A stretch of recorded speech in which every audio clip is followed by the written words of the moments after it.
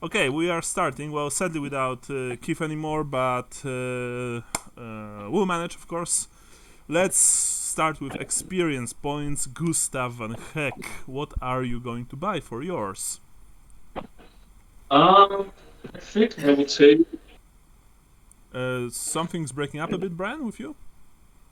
I think I will take 5 agility. Okay, very good choice. How much agility do you have now? 42. Nice. That's Nice. That's a very respectable number for at this point of the game. We are this is our third scenario, so it's still pretty early. What about you, Johannes? What are you buying? I cannot buy anything. I only have 85. Okay, so 15 more, and then you are set. And Lambert, Sherry Hart, what about Man, I'm just trying to find my damn book. you? Okay. That's all I'm doing here, man. I'm just trying to find my damn book. You have your He's character... just digging under all his guns to find it. And pictures of women with large asses. Yeah. Yes. Apparently, man. Apparently, that's all I'm about. Yeah. Why the fuck Don't feel too bad about that. Anyway, there's also the notes document. I think Brand is your second session, right? Yeah. Okay, so you have document already created, and we are back. This is another session of the scenario titled "A Lover Lost." And last time, when did we end last time? I mean, I kind of remember, but I would like for you guys to remind me.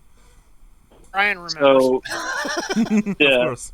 Johan and Creepio were at the ruins of the warehouse that burned down, but didn't find anything, but some footpads or something just tripped, and they heard them. Mm-hmm. So that's where they were at. And then me and Marla had just split up from Creepio and Johannes because we knew we were being followed, and we were on our way to the Temple of Sigmar. You were to the you were on the way to the Grand Temple of Sigmar. Okay. Yeah, because we were going to verify that the family was burned at the stake. Oh, yeah, got you. I remember that. Okay, sure. All right, so let's start with you, Johannes. You and Creepio are in the ruins of the burnout warehouse near the docks. It's here on the map. You can probably see the ping. Mm-hmm. Hey, can I spend my XP? Yeah, sure, of course. If you All right. Dump it all into intelligence. Okay, how much do you have now? I will have 60 left. No. How much? Oh, intelligence oh, total How do you much have? intelligence? I will be at 51. No, that's very nice. This is academic level, I believe, because average human Yeah. has everything on 30%. So if you have like 51, that means that you are essentially an academic right now. Yeah, So, I just want to get through all the things I require for my agitator thing so I can get out of it. well, remember that intelligence is used, for example, for perception tests. So even if you don't have perception, you are rolling on half, and 51, half of 51 is 25. It's better than if you, for example, had 30, right? Anyway, all right. So this is This big storm. yeah, this is your XP, Lambert, and now Johannes. You and Creepio are in the ruins of the Staller's warehouse near the docks. You can see, of course, the other side of the rake pretty well. You can even see the towers of the Emperor's Palace from here, as well as the dome of the Grand Cathedral of Sigmar, of course. The uncountable ships, barges. There's even a galleon to your right in the distance. A war galleon. There are not too many people around you, and you've heard voices from behind a nearby pile of rubble. Male voices, men voices. What are you going to do? They are speaking in hushed tones, but you are sure, both of you, that they are talking about you. I will say, good evening, gentlemen. How can I assist you? Hey, do you think he's talking to us? I don't know. I mean, there's no one nearby, right? Except for us and them. Yeah. Let's stay quiet and pretend that we're not here. All right? It's okay, gentlemen. You can come out. There's no one here.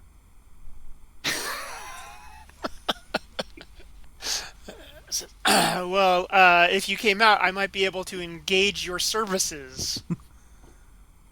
Hey, maybe remember the boss want us to tell them, right? Yeah. Just don't speak so loud or they'll hear it. Yeah, but maybe we should just kill them. That wasn't the plan. Well, maybe we should change the plan. This is quite tempting. Yeah, I know. So what, rush them? Look how they're hearing this whole conversation.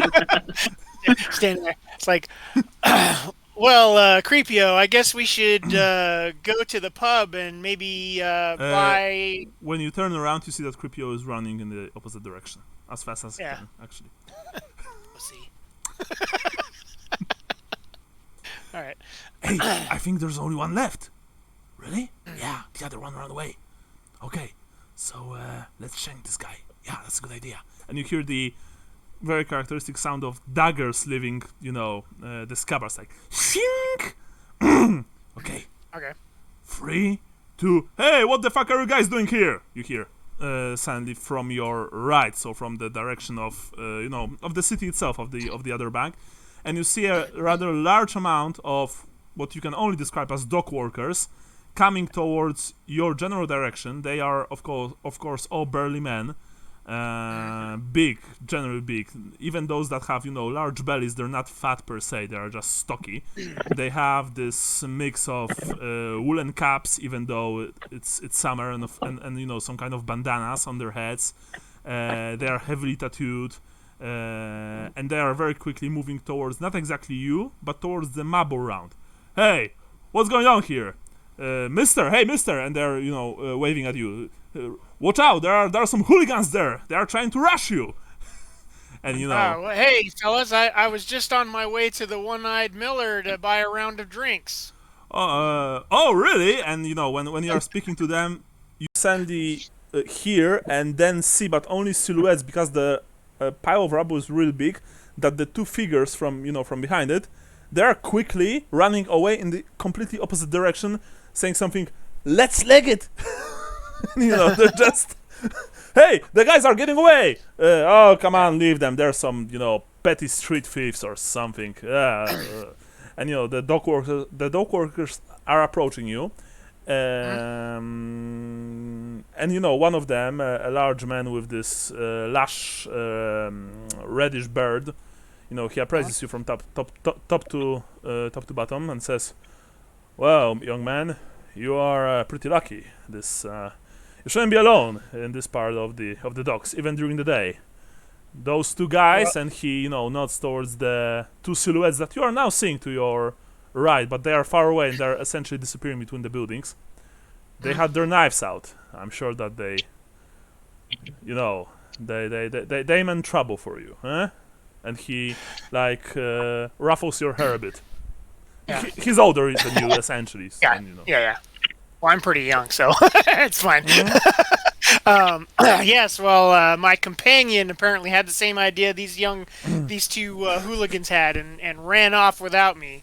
That's not really loyal, says one of the dock workers.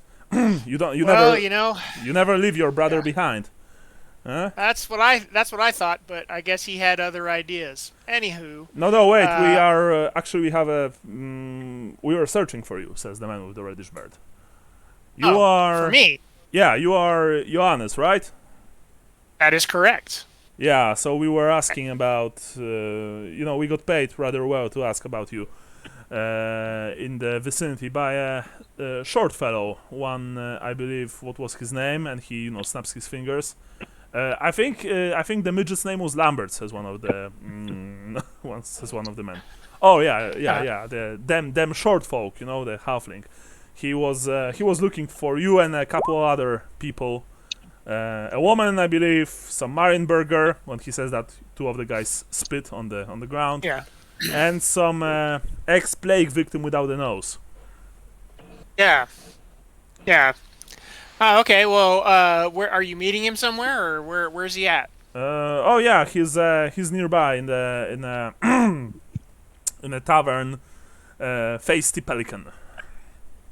Okay, well, if you'll show me the way, I will buy you men a round of drinks. That's in mighty fine of appreciation. you. That's mighty fine of you. Come on, boy. Let's get out of here. This, as I said, this is not safe. Says the man. Anyway, The what? pasty pelican. Yeah, feisty pelican. No, feisty. Tasty pelican. Feisty? Feisty, yeah. Feisty pelican. As you are walking away, the big docker, clearly the leader, you guess, he asks, "What are you doing here anyway, eh? This warehouse, it used to belong to the Staller family, but it's burned out completely." Yeah, I was trying to figure out what happened to the Stallers. Looking for the young lady Staller in particular. Huh. Well, he says, says the man, maybe you should ask in the tavern, after buying a couple more drinks, not just for me, but, not just for us, but for other people there as well. Just be careful, asking about Stallers can be troublesome. Mm-hmm. What was her name, by the way? Does anybody remember? You out of character? You mean the daughter? Yeah. Wasn't it Eva? Maybe. No, wait. I'm going to quickly check. Her name was.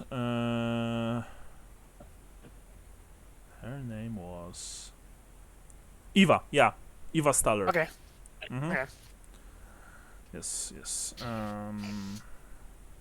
So anyway, you are approaching the feisty pelican, where Lambert is waiting for you, of course. And I'm just going to quickly do one thing. Here it is. Meanwhile, Gustav, you and Marla, you have traveled to the other side of the bridge, and you are approaching the Grand Temple of Sigmar. Once again, this is there's a huge plaza, like open area in front of the temple, and of course the nearby houses are all in excellent condition, and there are stores and inns as well, taverns, but they are all they all almost have the unifying theme of being religious to some extent. There's a lot of Sigmarite symbology, even more than in different parts of the city, and of course the whole place is heavily patrolled, not only by the Outdorf soldiery in their red and blue uniforms and Polish breastplates and steel helmets, but also by essentially warrior priests, temple guards, Templars of Sigmar of all kinds, and they are not very kind people. They don't have any problems with yelling at others to get out of their way, or even to maybe not beat them per se, but move them out of the way if it's necessary, if you know what I mean. Yeah, sorry. These brutes have always creeped me out. Yeah, the atmosphere of religious fanaticism, of course, is heavy in the air, as is the strong smell of incense coming from the temple and many other smaller shrines around. It of course mixes with the pungent aroma of Outdorf, of nearby river, and of course of masses of humanity and other races living in this city. The city is overcrowded, by the way. I know that I've already mentioned this many times, but this is rather important for you to remember that Outdorf feels like it's about to burst. Marla is keeping close to you, and she looks nervously around herself and says, I almost never visit this place. I don't know why, but there's something about it that I just don't like. And she's saying this very quietly, almost conspiratorial like. Well, I make a terrible Sigmarite, so we should work out a story before we talk to somebody here. Do you I'm very eager to accuse people of this or that. Do you think that if it comes to worse, maybe we could? I don't know if Sigmarites are are just like other priests, so they are corrupt, right? Maybe we could just bribe them. Perhaps, but we need a nice way to say that. I mean, you're the one doing the talking. All right. Unless you want me to seduce one of them. Is it common to give donations towards specifically the burning of heretics? I guess to pay for the firewood. Yeah, I mean, there's nothing strange in doing so. You know, Like, if I were a fervent Sigmarite, I'd give money and expect it to be used to burn heretics, right? yeah. There's, I mean, you know, cleansing of the city, cleansing of the heretics, stuff like that. This is nothing really unusual. As you are once again approaching the Grand Temple, of course, you see the impressive-looking building. It's just a whole complex. It's almost like a city within a city. Maybe a small village within a city, but still. And when you enter the cool halls, sorry. I put my armor on Marla, like we're a married couple or something. Yeah, sure.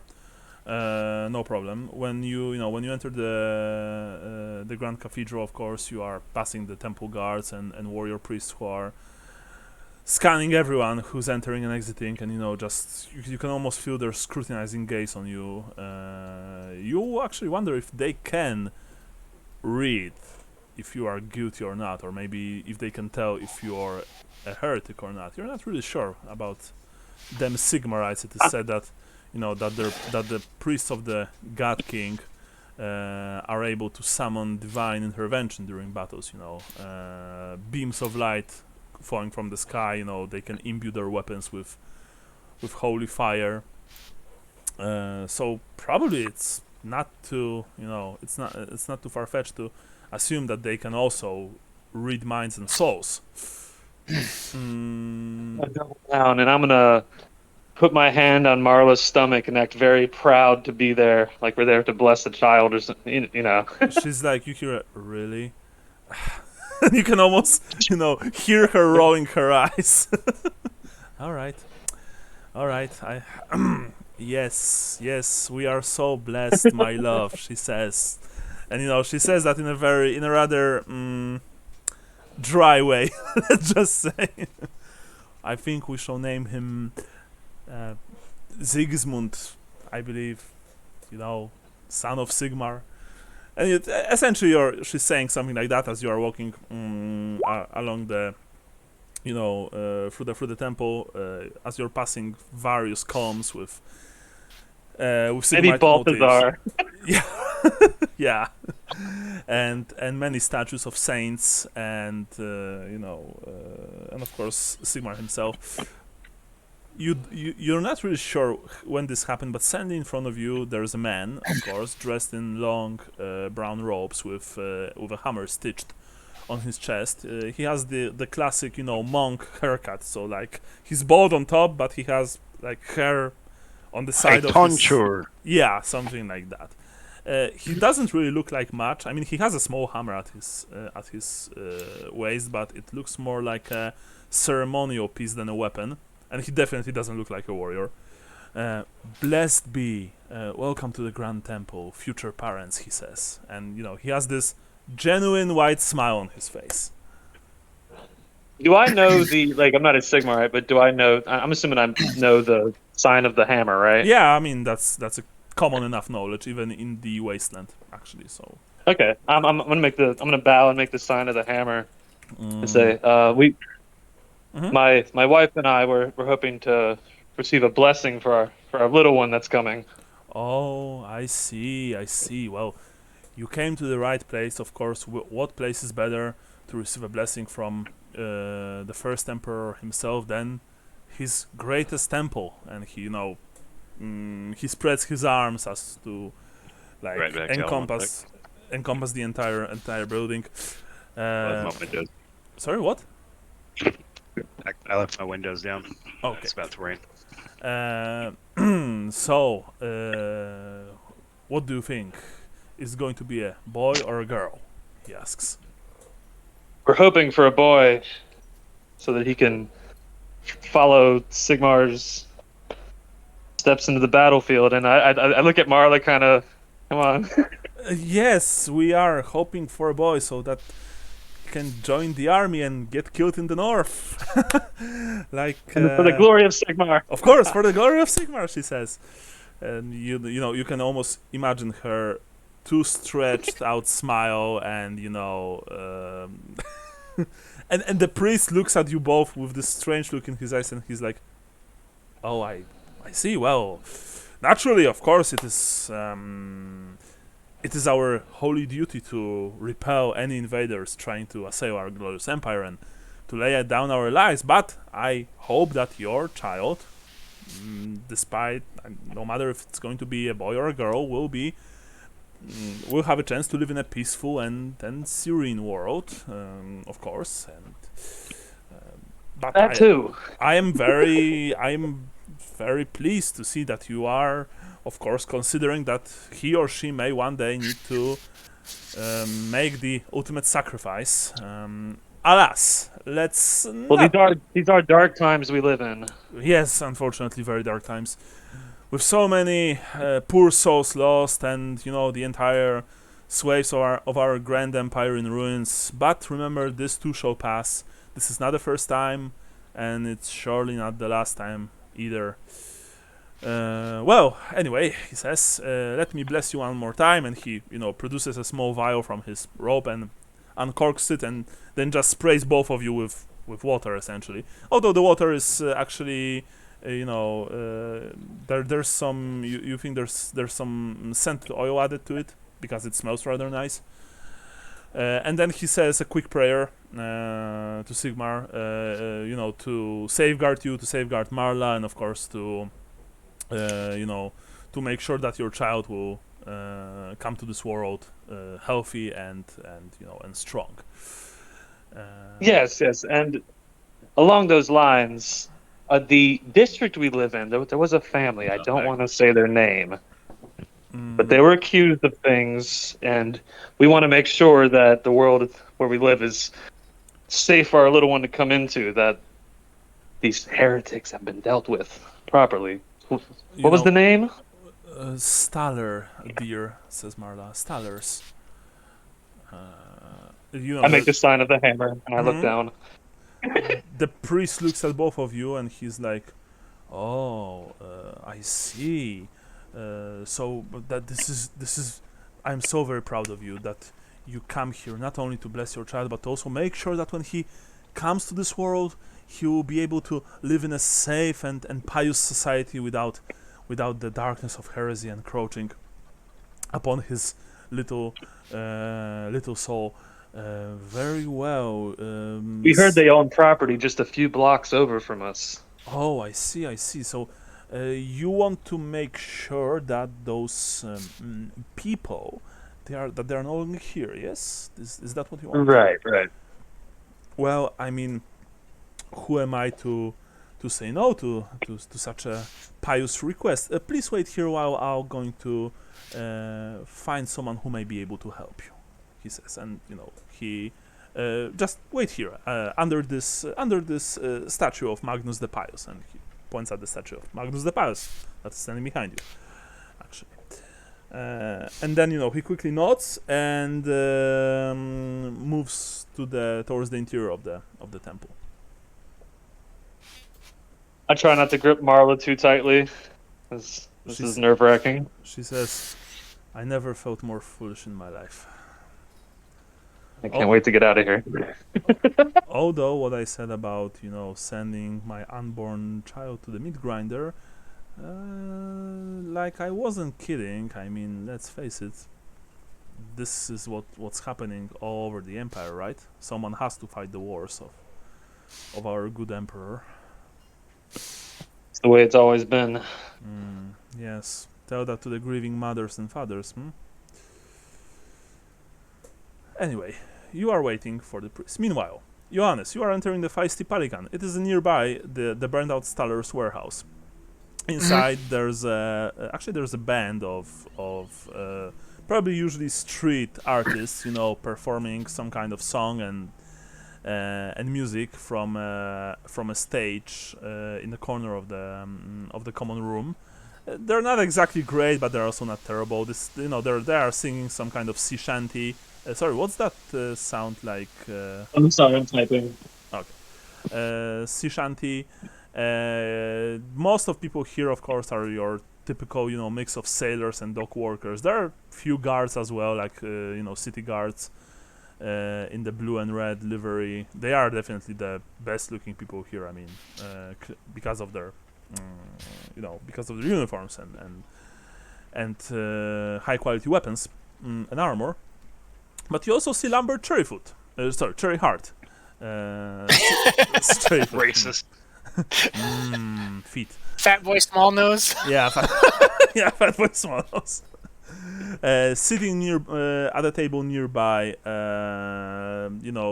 enjoying a nice glass of what are you actually drinking?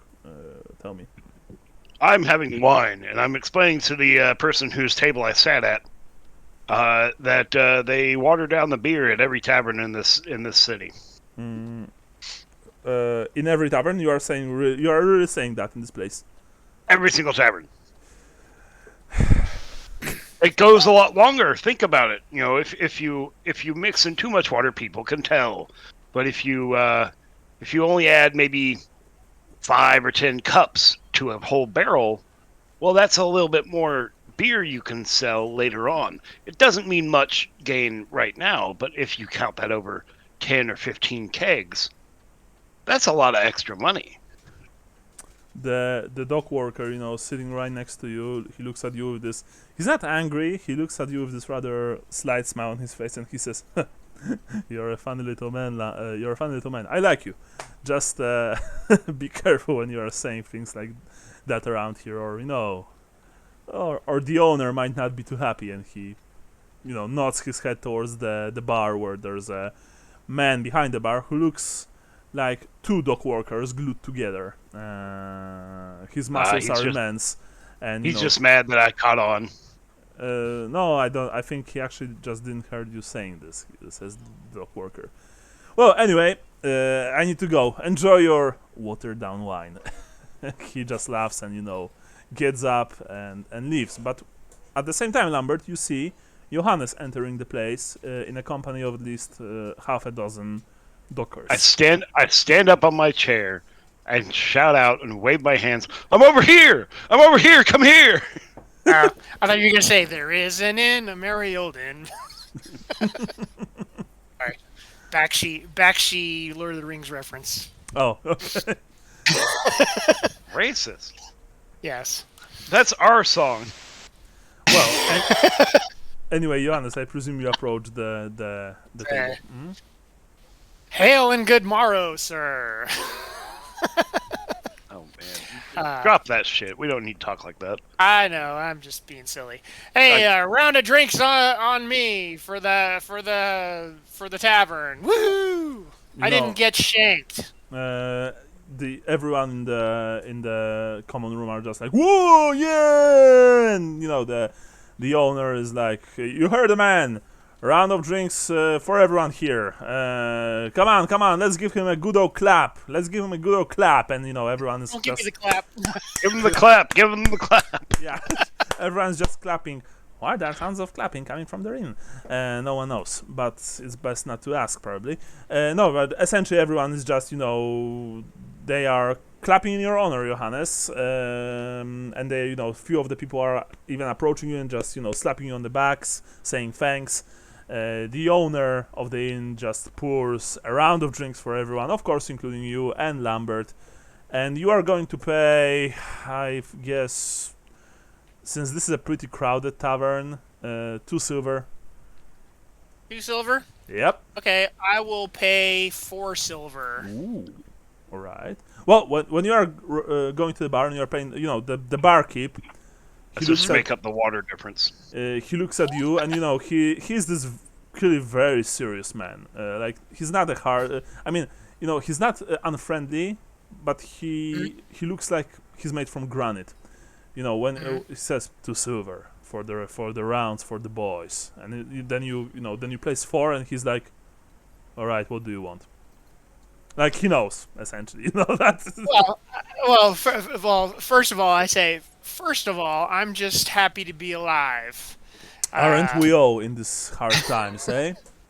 Yes. Well, apparently, I thought my friend was made of sterner stuff, but he left me to be possibly shanked by a few unsavory individuals. Then he's not your friend anymore.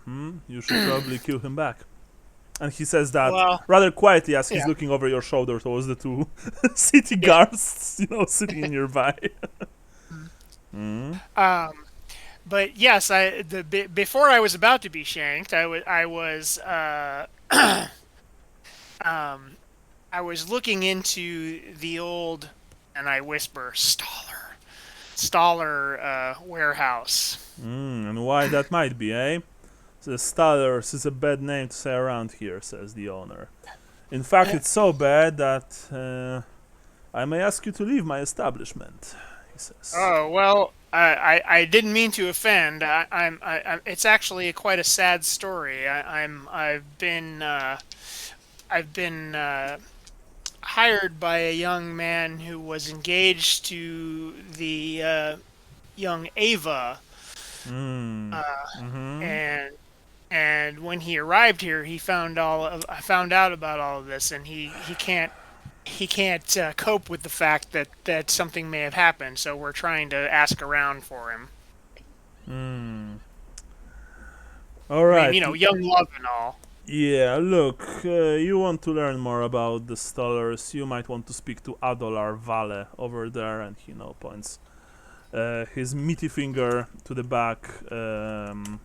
I just added the name towards the back of the common room. Just if I were you, I would be careful.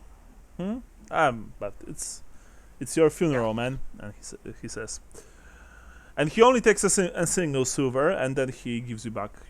Like you gave him 4, so he essentially takes 3. Okay. Keep 1, just in case.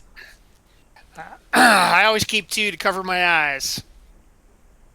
He just smirks and shakes his head, and then returns to pouring drinks. Like, I don't get it. It's a Moore reference. Yeah.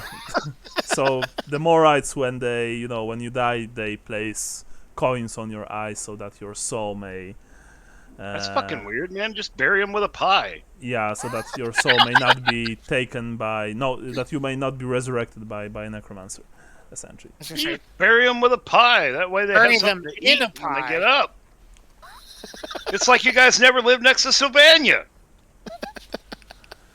What is going on here? You hear a voice, Sandy, Lambert, right next to you. You see the 2 guards are, they got up, they're standing right next to you. Did I just heard you saying the S word? Shit. No, the other S word. Suck. Sigmar. Sigmar. Hailcar France. When you're saying Sigmar, you see that the 2 guards, their faces just tensed. Now, boys, let's not skim the old heresy line here, eh? This is a nice It's heresy neighbor. to say Sigmar? No, but you know what I mean. We don't want to hear this kind of talk here, Mr. Halfling.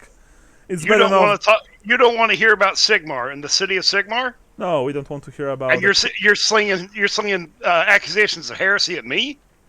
No, sir. I just don't like you saying the name of a province which should not be named here, especially after the events of the last war.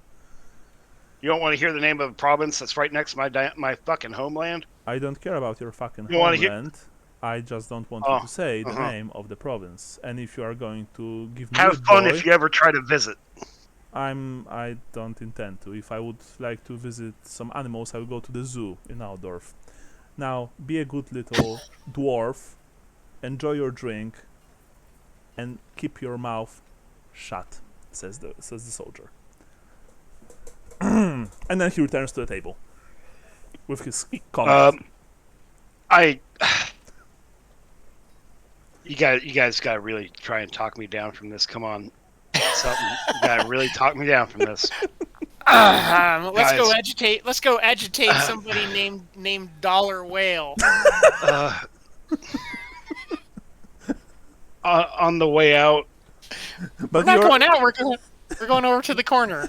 it's in the corner. yeah. Follow me. By the way, when this whole thing happened, you saw that a lot of patrons were looking at you, not with malice or anything. They were just actually wondering if the guys are going to arrest you or if they're even going to use force.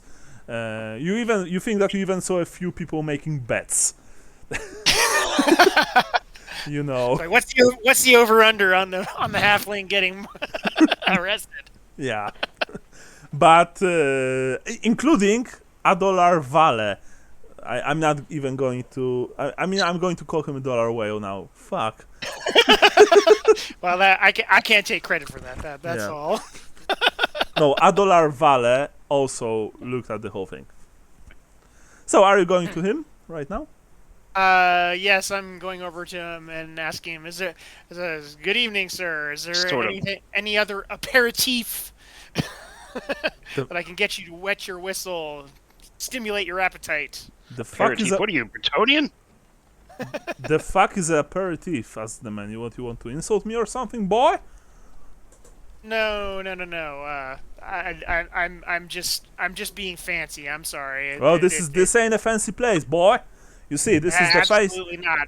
This is the I hate feisty fancy. pelican. Spit on him. Yes, well, you should. Anyway, what do you want? You see that I'm a busy man.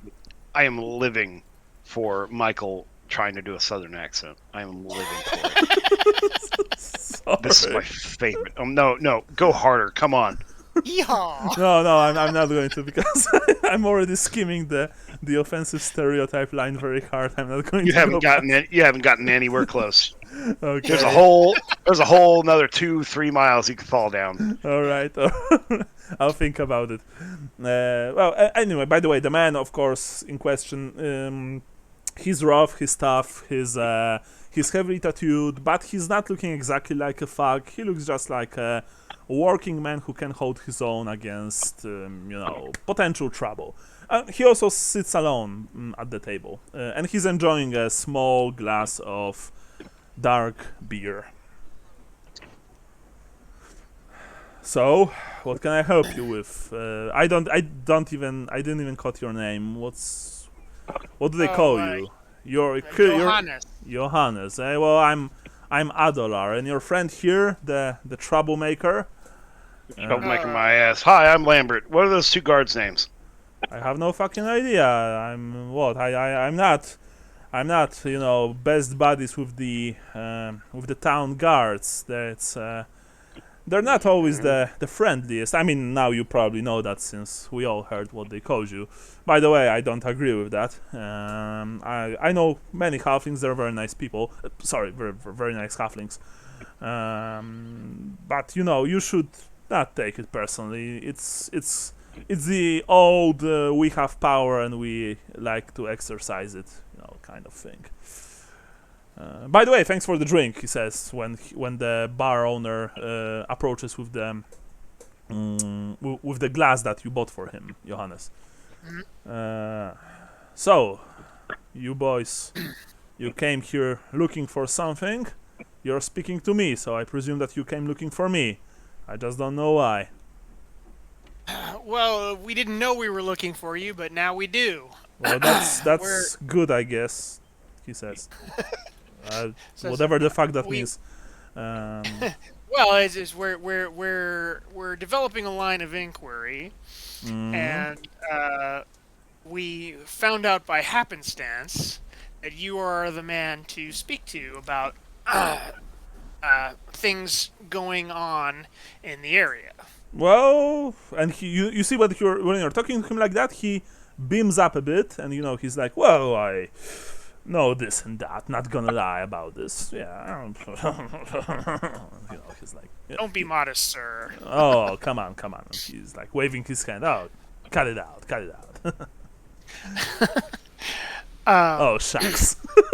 Yeah, aw shucks. Oh, you're such a romantic. Yeah. And it says yes, and it's it's a sad story and a little bit of a touchy subject, but we're looking for leads for a poor young man who was coming here to meet his love, his betrothed. But she has gone and disappeared, and the story thus far is quite unsettling for what we've found. We're Well, wondering if you. you may just want to spit out the name then, he asks. Yes, the name of the lady in question is Ava Stoller. Oh, motherfucker, he says. Can I use what would it be to try and recognize that name? Because it seems like everybody's kind of about it. Yeah. Oh, but because you weren't. Yeah, you weren't. I wasn't there. Yeah. Sure. Roll intelligence -10. Hold up. Mhm. Where is it? There it is. -10 that's a would botch. be- yeah, You that's a want botch. Yeah. You want to reroll that? Yeah. Hmm? Well, it's still a fail. But still. You're not sure. You think for a second you thought that the name was somehow related to the higher class of Aldorf in some way, but then you remember that no, it wasn't Staller, it was von Stefan. That's what you were thinking about. Staller, you don't really know. Who the hell is that? All you tall boys sound the same. Now, Johannes, I would like for you to roll me a plus 30% charm test because you were nice to the man, you bought him beer, but the mood sours a bit when you say the name. Okay, shit. And you see that the man looks at you with this rather hard look in his eyes when you are mentioning the Stallers. So charm is off of fellowship. Well, my fellowship is good, but half my fellowship not so great. But it's plus 30%. yeah. Woohoo! I actually holy fucking shit. Yeah. you presented this in such a way, and you made a follow up, rather nice follow up, and probably Lambert helped you a bit as well. Speaking to the man. That even though you saw that the man's knuckles when you mentioned them, they just went white as he made made his fists, and after a few seconds he relaxed. He leaned back in his rickety chair. He looks at you. Well, what do you want to know about the Stollers? Their warehouse was nearby. Before me and a couple of lads decided to torch it. Ah, okay. Well, that was so you torched it because of the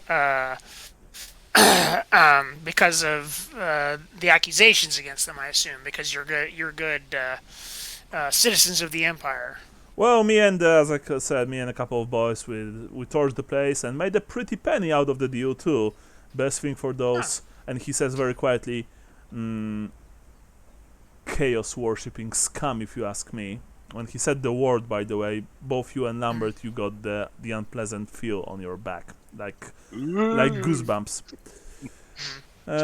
No one was hurt, and anyway, some other merchant will build a warehouse on the site soon enough, I'm sure of that. So yeah, that's... Who was it who paid you to burn it down? Well, we were hired by a couple of nasties, they called themselves, and he tries to remember, I think, Ginter and Klaus. I reckon they were relatives of someone who had been sacrificed to the dark gods. And of course, once again, he says this very quietly. Tui. Yeah. And I mean, even before that, it was common knowledge here that someone had been trying to buy the warehouse from old Staller. Someone had been trying to buy the warehouse from him. Yeah, someone had. But, they're not going to buy shit now. I mean, they are just burned out ruins, we made sure of that. Look, there's a man there, living nearby the ruins. He's a drunk, a homeless drunk. Actually, I think you already spoken to that man, if I recall correctly, Johannes, right? last session? If you say so. I have no recollection of last session, or very little recollection. Yeah, you did. Yeah, Okay. you did. He's talking about Ludo, by the way. Ludo Janse the Drunk. He told Okay. you about a black coach bearing the city's crest pulling up just over there. You know, there was this man, you know, dressed in black. He had a face white as a sheet in the moonlight, and he had something on a chain in his hand, some horrible evil thing, huge like a man. Huge it was, almost like a man, but not at the same time. And you know, the man, you remember that when Ludo told you this, that the bloke walked over the wreckage, dragging this monster behind him, and the thing had a black sack on its head, essentially. Okay. You know? Yeah. Oh, and the man, of course, at some point started to laugh like a madman, of course, because of course he did. Yeah. Okay. Yeah. So. Okay. So, but so Dollar Whale Yeah. gave us some other names. Two guys. Yes, Ginter and Johannes. I'm going to enter them. Okay. The guys who hired me and the boys, you know, they were nasty bunch. Sorry, Ginter and Klaus, not Johannes. Jesus Christ, Johannes, Yeah. you are Johannes. Yes, that's okay. Yeah, Klaus here. Yeah, there were, you know, some hoodlums, you could say, armed and clearly accustomed to violence. Okay, well, you wouldn't have to know where they frequent. Do they come to this tavern, or are they around here usually? We never saw them after that. Again. Yeah, Okay. they paid us well. They paid us 1 crown a head, actually. Wow. Look. Big spenders. Wow. God damn. Like, where can I find work like that? Man, I need to get into the professional arson business, man. Yeah. Well, I mean, it wasn't arson per se. We were just doing our duty to the Empire. The Stallers were heretic scum, and they got what was coming to them. See, I don't get this. Like, what's with the double standard? Like, you're sitting here and you're saying, I'm not gonna say it like it's fucked up, but like you're saying, you know, the gods, and you're saying worshippers, but I can't say Sylvania. Oh, fuck. Are you saying this loud or are you saying this quietly? I'm saying it quietly. I'm sitting at a table. He just looks at you. He just, you know, makes the shrug movement of his arms, and I don't know. Maybe it's not about you saying the Sylvania word. Maybe it's just because those two guys, and he points at the guards sitting at the other end of the tavern. They just don't like halflings. Yeah. Sounds to me like they're just dickheads, Lambert. Yeah. Hey, Johannes, Yeah. where are we going after this? I don't know. I was gonna ask our friend Adalar here one more question. I mean, do you- $1. Like, you've been like a good sport. I like you, man. You're fucking rad. I'll throw in a silver piece for it if you hurry this along. I'm not impatient with you. I'm just like, No, I mean, I told you everything I know. The Stallers were in league with the forces of darkness. We were hired by the two guys named Ginter and Klaus, and you know, we were paid good money. No one was hurt in the fire, and that's it. If you want to know more, go find Ludo Janse, the drunk. He may tell you more. Okay. $1. If you ever need somebody in the future to professionally piss off people, I'm your guy. And I slide that silver piece across the table. He has been super chill about this whole thing. Yeah, I mean, he takes the silver piece, he nods. Thank you. If you ever need some unusual services, you can find me here. You know, I don't swing that way, but I'm flattered.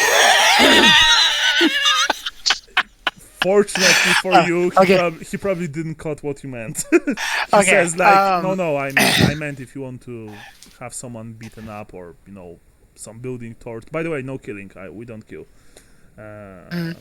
If you want to hire assassins, go somewhere else. No. We practice non non-violence whenever possible. That's good. That's But good. one last question before we leave you to your drink, and that is, have you seen the guy dressed in black with the pale face and the weird armor? Oh, so you were already speaking to Ludo. Yeah, he was Yeah. talking about the man with pale face, some monster on a chain, and that he was laughing, of course, in the moonlight. Remember, Ludo is a drunk. He drinks a lot, too much. Yeah. I think I saw that in a play once. Nice. Anyway, no, we never saw anyone like that here. Okay. I don't know. Maybe someone like that really came to the ruins and just decided to stick around for no reason at all. Yeah. But to be Do you completely know- honest, I don't really care. Would there be any records of anybody wanting to buy warehouses around here? Would you know where that would be? Or who did the person just show up one day and say, I want to buy your warehouse? Do you know anything about that? Well, you would probably have to ask the people to which the warehouse We do belongs. have to But, go back to archives they're- to kidding. but you really can Alright. because they are supposedly, Heretics. fortunately dead. Yes, they've been burnt Yeah. at the stake. Other than Alright. that, except maybe, I don't know, maybe asked in some kind of a record place, whatever. Or you can Yeah. try and ask other merchants. Although be careful because I'm not a merchant myself, but I'm a thinking man, and the Stallers, they are a bad name. That's a name that you really don't want to throw around here too much. Not with Yeah. us, and especially probably not with people with whom they were at some point making deals. Right. But it's up to you. I mean, it's your money and it's your time and it's your funeral, if anything. Yes, I especially after almost being shanked this evening, I prefer not to die. By the way, the guys who almost shanked you here, because this place, this place, there are gangs here, of course, the fish and the hooks, but they are mainly keep to themselves. They don't usually target normal people. The guys, how do they look like? Did I get a? No, I not only. really. I was gonna say I don't know. They seemed like they weren't very clever, and I only really saw the back of them in the dark as they ran away after your friends rescued me. You can roll minus 30% intelligence. If you pass, then you will remember some important things.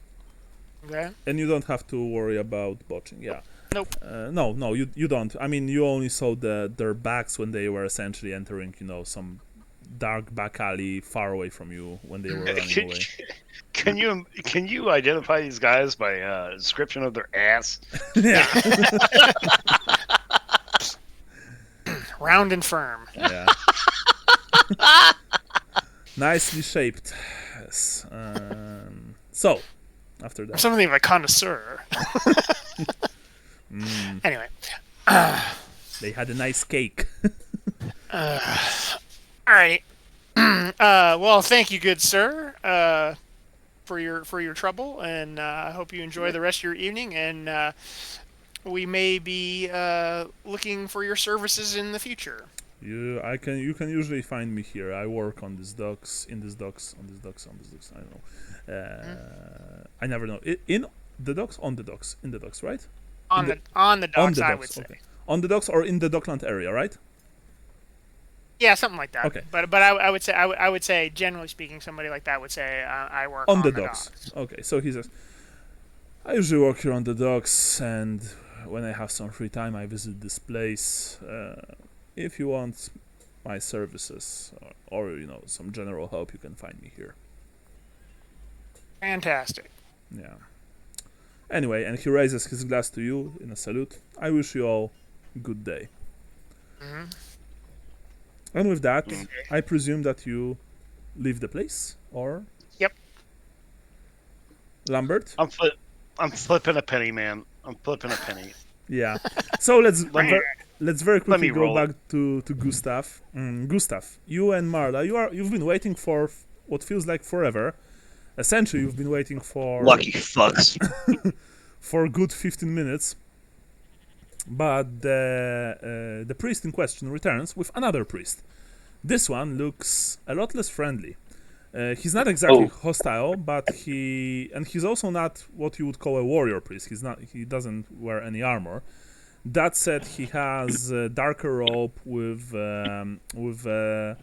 silver warhammer stitched on it. It's clear that he's also in a very not good but much better shape than the first one. And he has this, steely gaze when he looks at both of you. The priest says, "Oh, I'm so glad that you are still here. This is Father Wilburg Hereshoff." I bow and make the sign of the hammer. Yeah, Marla also bows. He might help you with your question, so to speak. Yes. Anyway, Father Hereshoff, may Sigmar guide you. And the priest just looks at him and says, "Thank you. Return to your duties." Yes, well, and may Sigmar guide both of you and your unborn child. And he looks at you, both, like bows and then Priest Sigmar. yeah, and then quickly, like goes away. The priest looks after him for a second, then he looks at both of you. He kinda tilts his head to one side.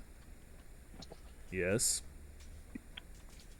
Yes, we were expecting. We live in the dock district. There's a warehouse that was burned, and we just wanted to make sure that the owners who are accused of horrible things I can't mention in a place as holy as this, we just want to make sure they've been dealt with properly before our little one comes into the world in such close proximity to where dark deeds were done. Stallers, eh? I make the sign of the hammer when he says that. You are saying that they were, publicly burned? That's what we've heard. Well, then you've heard wrong, says the priest. Because there have been no public burnings for a very long time. They are bad for morale, so to speak. He speaks to you, especially right now. Yeah. People want, and he kind of has this disgusted look on his face. People want their lives to return to normal. They don't want to be reminded of what happened in the north and east. I'm not saying, of course, that the Stallers are alive, but they certainly haven't been burned at the stake. At least not publicly. I see. I would know about that.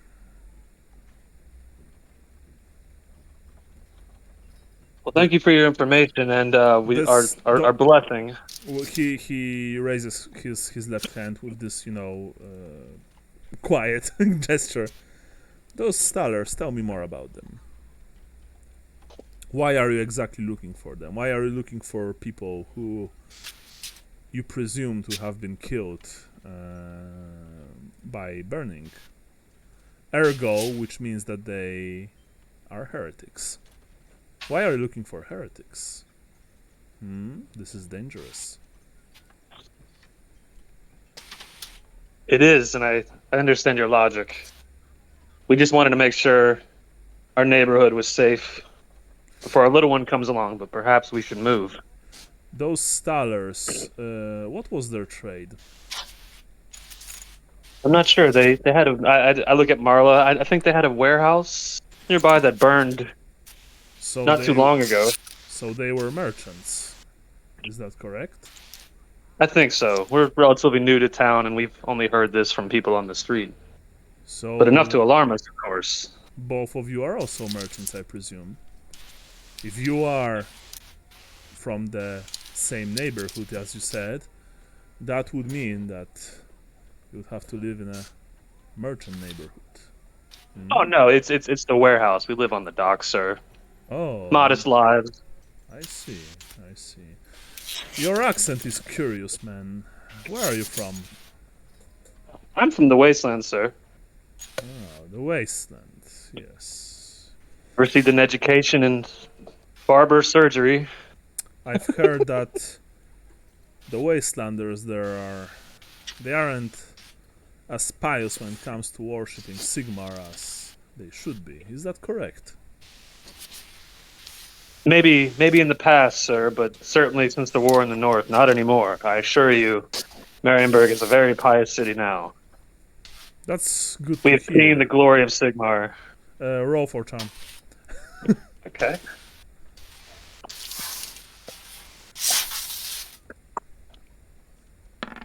Ooh, nice. You see that when you said that, his gaze softened up a bit, and he's like, he nods his head.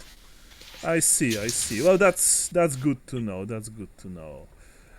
Look, if you want to, I mean, I'm not going to ask my peers here in the temple to search the records for the name Staller.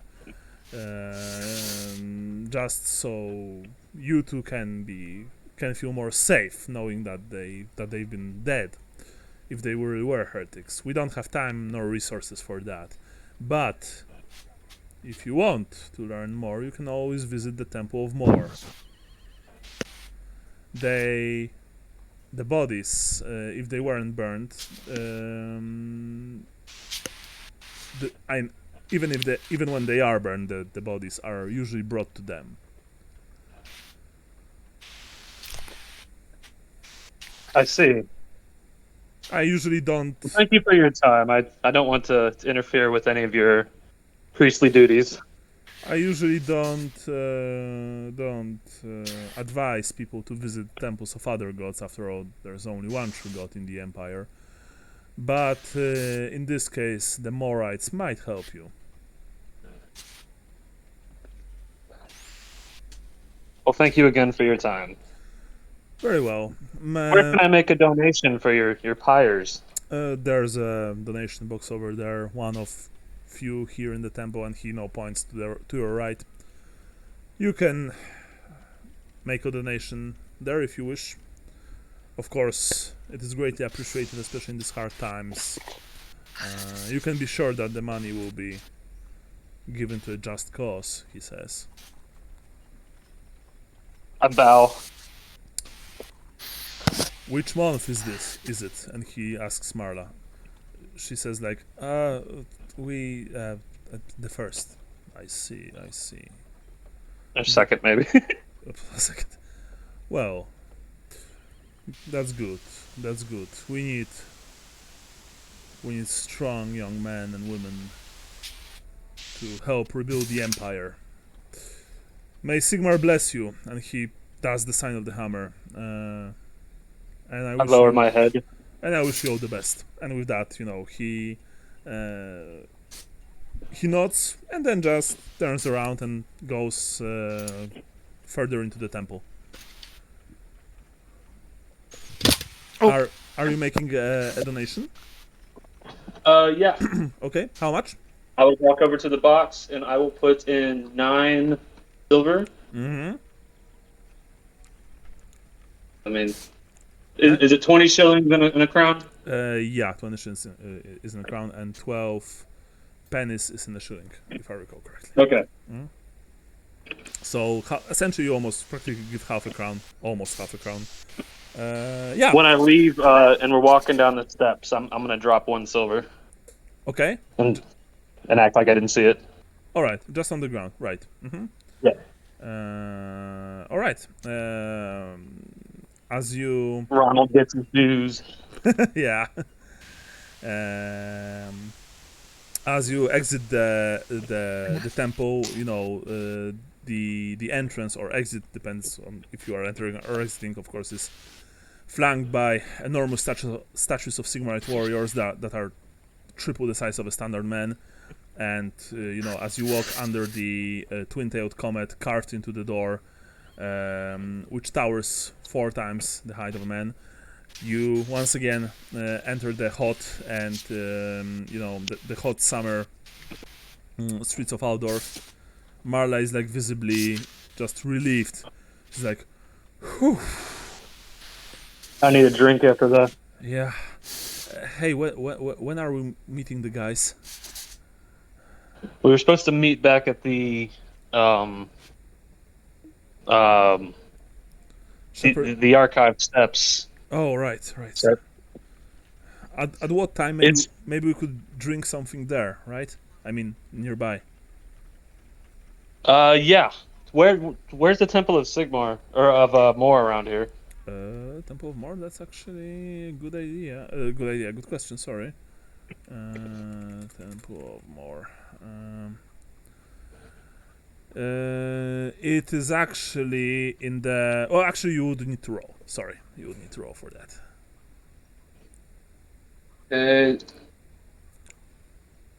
Is that intelligence or? Common knowledge empire. If you don't have it, you roll on half, but plus 10%.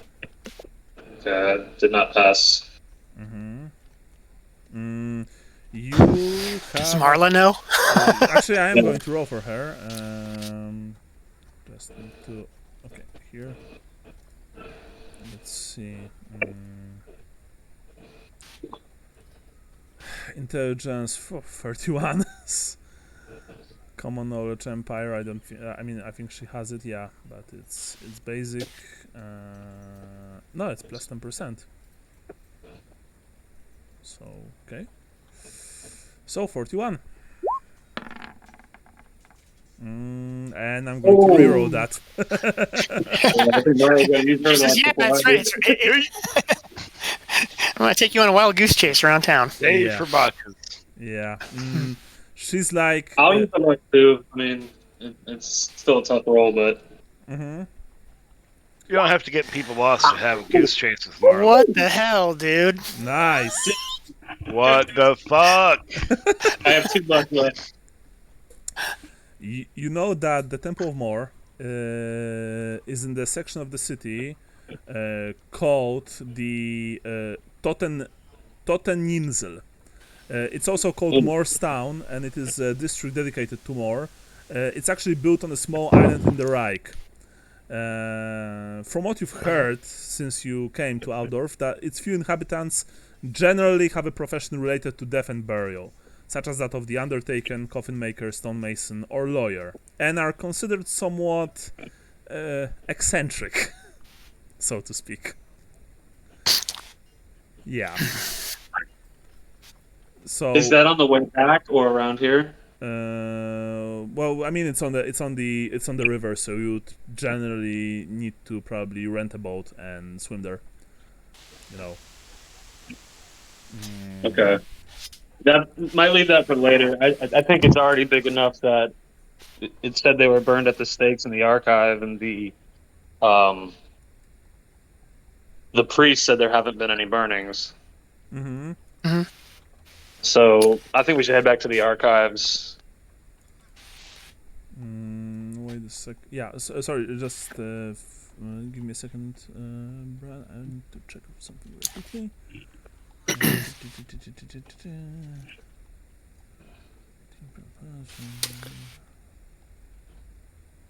Oh shit. What? Oh yeah. No, sorry. I keep on doing something that catches some button on my headset and like practically yanking it off my head. Actually, Bran, the Toteninsel, it is located in the city north. You know that. So yeah, so that's where it is. City north, Hey, so to speak. Yeah. Can we take a quick break? Yeah, quick break, and then we'll be right back. Awesome. All right, cool.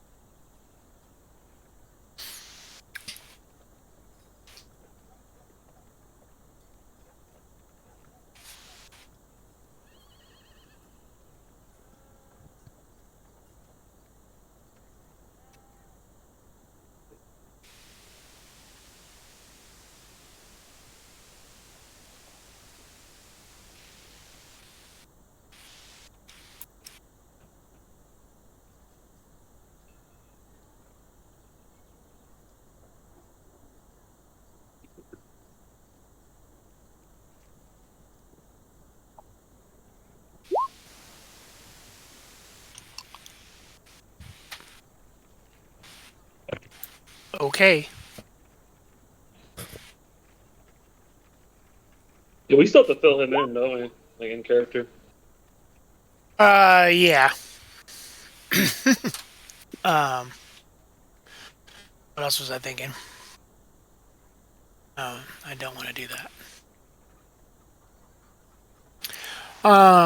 Yeah. Well, I mean, I think I need to fill myself in. Trying to remember what the fuck we did and what information we have.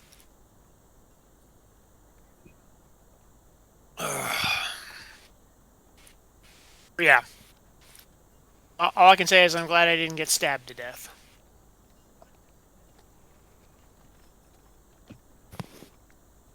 Yeah, it's too early on to get into a fight like that, especially outnumbered. Yeah. Like this early on, the only hope you have in a fight is that the odds are 2-1 you. You know what I mean? Like as far as your number. And then you just gang up on one guy at a time. Mm-hmm. Yeah. It seems like the fights that went the most sour is when we're just like one-on-one. Like we're each fighting a person ourselves and we're just getting our asses kicked. But if all of us pile onto one dude, you know what I mean? Like just 2 turns, he's dead, move on to the next one. Yeah.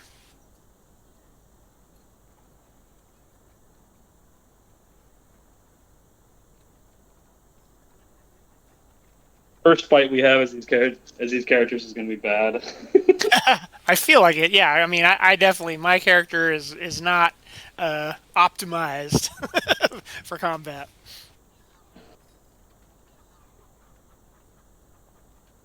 We're due for an ass kicking too. Yeah, pretty much. But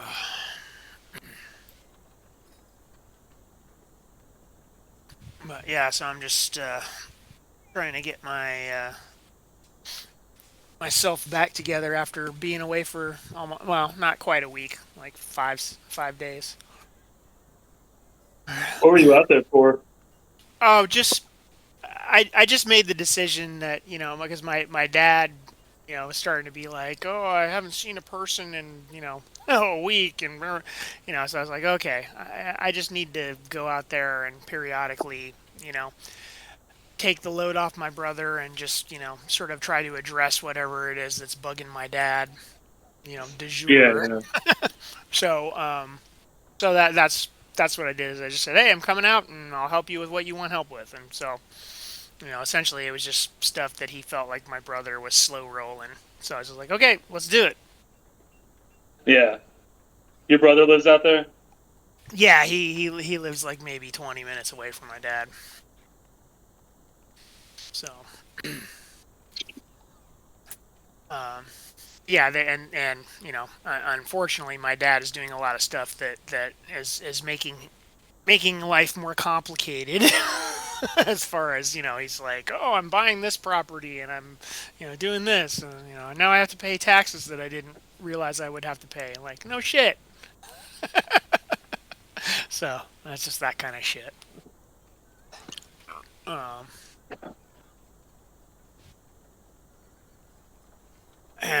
yeah, so it was just like, so I was just like, okay, you know, you say you want to do this, this, and this. Let's do that. You know. So more of a catalyst for, you know, because you know how it is in your daily life. You're like, oh, I meant to do this today, or I've been meaning to do this for the last month. Yeah. So just come in. Okay, we're doing it. Hey. Doing all the things. Michael said, "Give me 5 more minutes." A couple minutes ago. I saw that. Okay. But yeah, so you know, I just figure, you know, just check in on my dad more, and, you know, make sure he's not going stir crazy, and, you know, give him someone to talk to. There's lots of people around there, but I guess you know, he wasn't really getting up out of his chair that much or whatever. So yeah, he's trying to get up and get around the property more in the morning before it gets hot. How far Although away is it's, for me it's like a 11-hour drive, something like that. Whoa. So I flew. it's like a 1.5 to 2 hour flight. That's quite a distance, I think. Yeah, I mean it's not I can't really just be like, okay, I'm coming over. I gotta prepare, but yeah, we just we did some financial stuff, and I went through. He had a table with all his bills and shit spread out on it, and I just took them and put them in his files, and went through another stack of paper that because like my mom's retirement stuff, they just bombard you with. Oh, here's our policies, and here's like you go months and months with nothing, and then all of a sudden you're getting like 9 envelopes from this fucking place, and none of it really tells you anything. you know They want you to give up and just like say fuck it. Mhm. Like they make it inconvenient. They make it Yeah. a chore.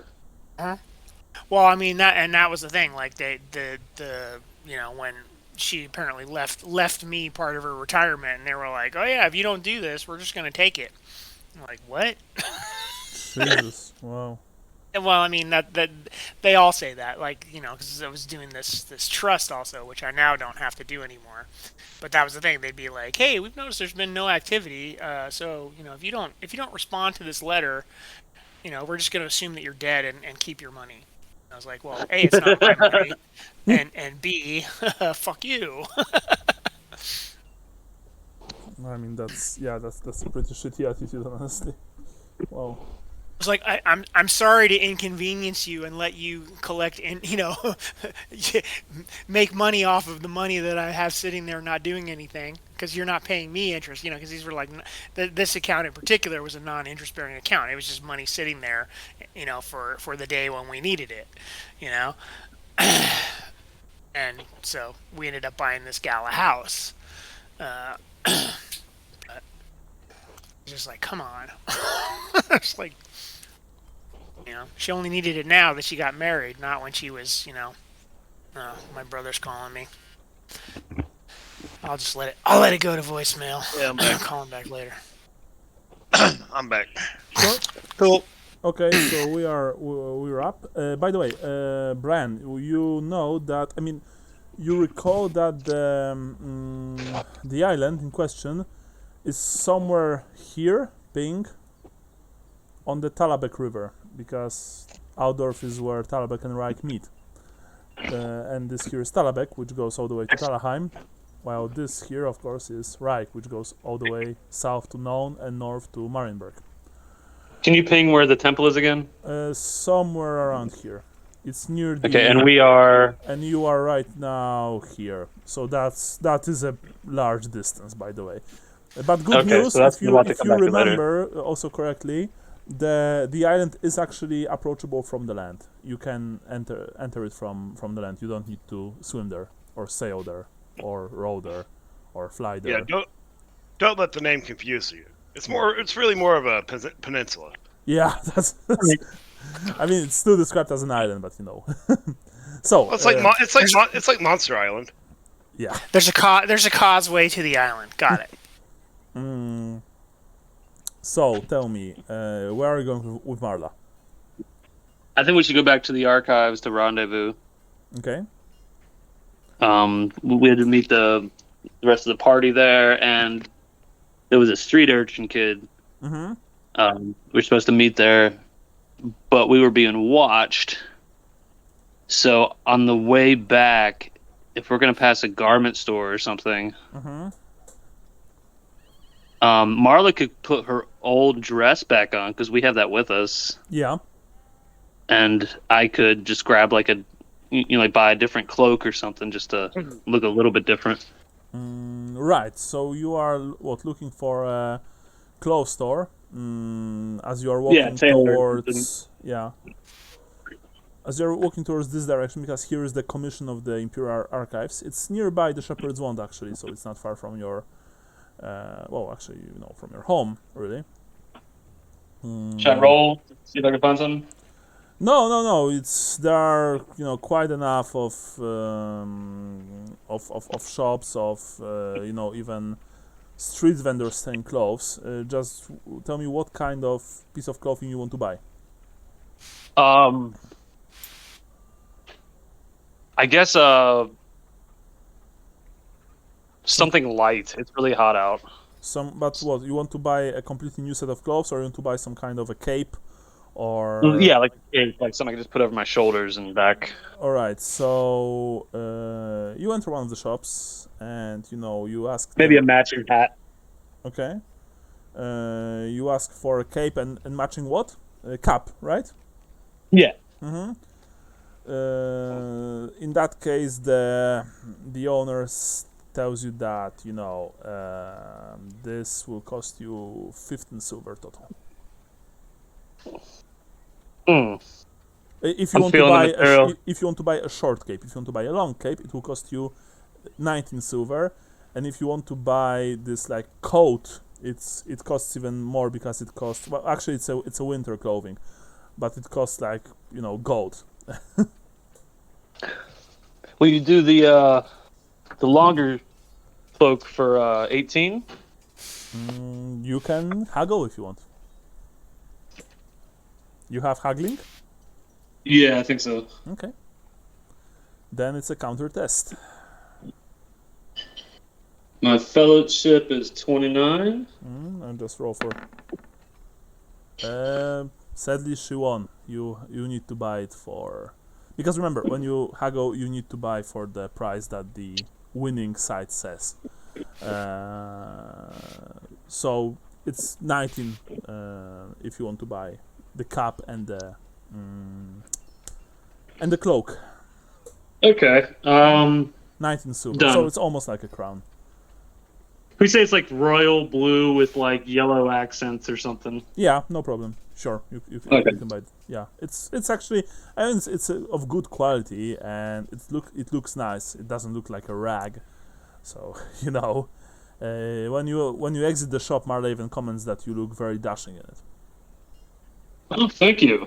You should change back into your other dress while we're here. Yeah, Just paid 19 silver, so I'm pretty sure they won't have any complaints. yeah. She quickly enters a side alley and she exits a minute later, dressed in her old clothes.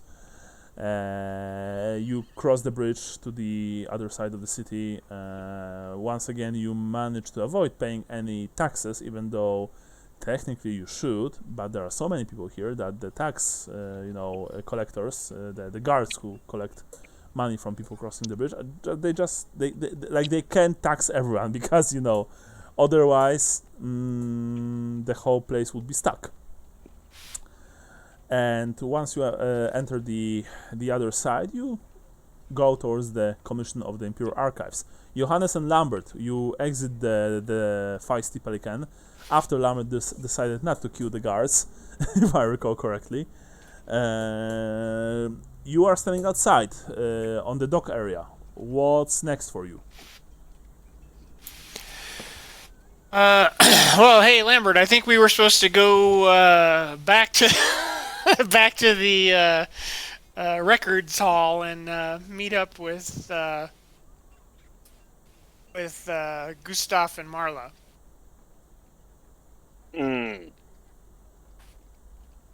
Okay. Even though I was unceremoniously kicked out of there. You were kicked out of the library. Hall of Records, yes. You were kicked out of the library. Yes. What the hell did you do? Apparently I didn't lie well enough. I'm working on it. I can believe that. It's a skill, Johannes. It's a muscle. It's like a muscle. You got to work it. Yeah.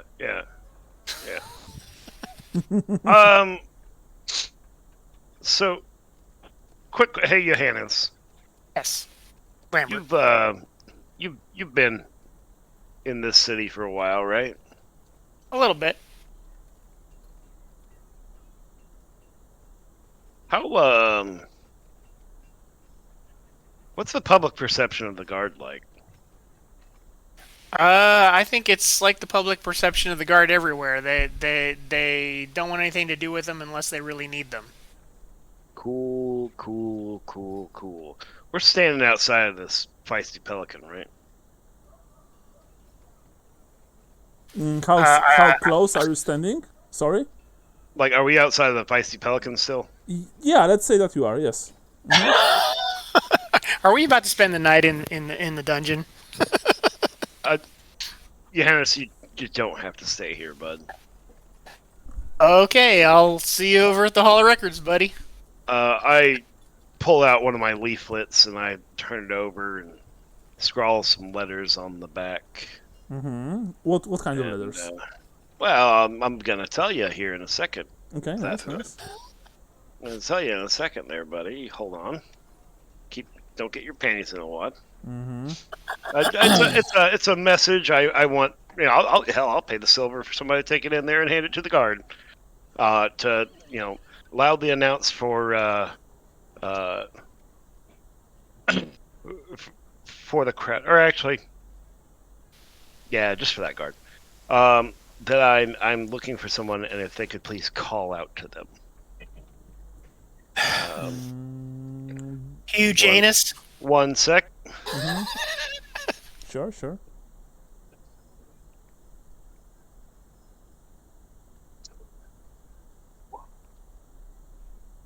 There we go. Hugh James. Okay. There we go. I sent it to you in Discord. Mr. Ox. Do you need me to roll anything for that, please? Wait.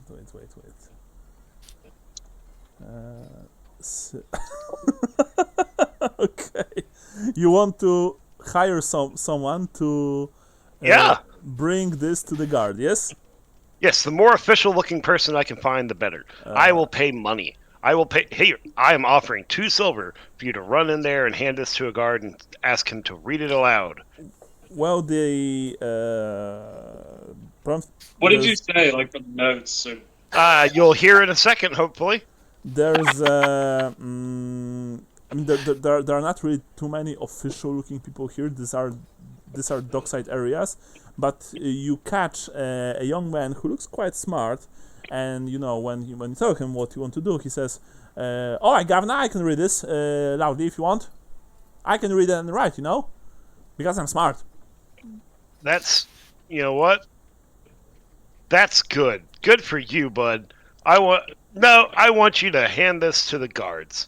All right. And ask them if they could read it aloud because you're hard of hearing. But yeah, Governor, but them pigs, they usually don't. No. I just need you to do this. Hell, I'll pay you 3 silver if you just go do this. I mean, I'm very glad to take 3 silver from you, sir, but most of the guards, they don't know how to read or write. I mean, they're guards. That's a good... Hold up. Let me amend the statement. Walk in there and loudly say, "The guards told me to read this." All right, Governor. Here's your 3 silver, bud. Mm-hmm. He takes. I'm going to wait out here. Mm-hmm. All right. Have a good day. You pay the young man 3 silver. You give him the pamphlet with the words, scratched in the back. Yeah. It's all right. Mm-hmm. I'm waiting. Yeah. He walks inside. You hear that you hear his voice. He essentially is saying, "Well, hello there, gentlemen. So one of your kind, a guard. He asked me to read this out loud to you." And you can also hear that the other people in the tavern, they are like saying something. "Oh, this is going to be good." What's going on here? Stuff like that. And you hear one of the guards. You even think that the one that was speaking to you, the asshole, says, "Well then, boy, let's hear what you have to say, but be quick about it. As you can see, me and my comrade, we are having our quality free time." All right, well, here it goes. I guess that's a name. Or anyway, Sylvania did nothing wrong. He says there's this quiet. There's this silence stretching for a few seconds. Worth every penny. And then there's son of a bitch. All right, yeah, Where I'm running is to catch he? up with Johannes. I'm gonna catch up with Johannes. Yeah, and then you are running away as you can hear, a commotion inside the feisty pelican. As you guess, the guards are probably getting up, and they will probably run away. Run outside to see if if you are still there. But even if they saw you after they ran away, you are too quick, and you are just catching up with Johannes very quickly. It's all right. I have the flee talent. Oh yeah, so even better, when you are running away, you have +1 to speed. Yeah, Johannes, Lambert's catching up to you very quickly. All right, yeah, sorry, I had to leave a message. All right, well, let's go. And then Dum-de-dum. you go back towards the commission of the Imperial Archives. Essentially, let me quickly see one thing. Gustav and Marla, you are first there. You approach the building. This is actually a pretty nice place, a pretty nice neighborhood here, despite it being relatively close to the docks. As I said before, the buildings are usually bricked here. There are parks, walled, and not for everyone. But still, the commission itself is this large, rather imposing building, made completely from stone. That said, there are also a few watering holes nearby. A few inns. You are getting quite hungry. Is there an inn where we would be able to see the front steps while we have a drink? Yeah, it is, and you guess that it's probably one that is frequented by the archives, workers, personnel. Wait a second. And the name for it is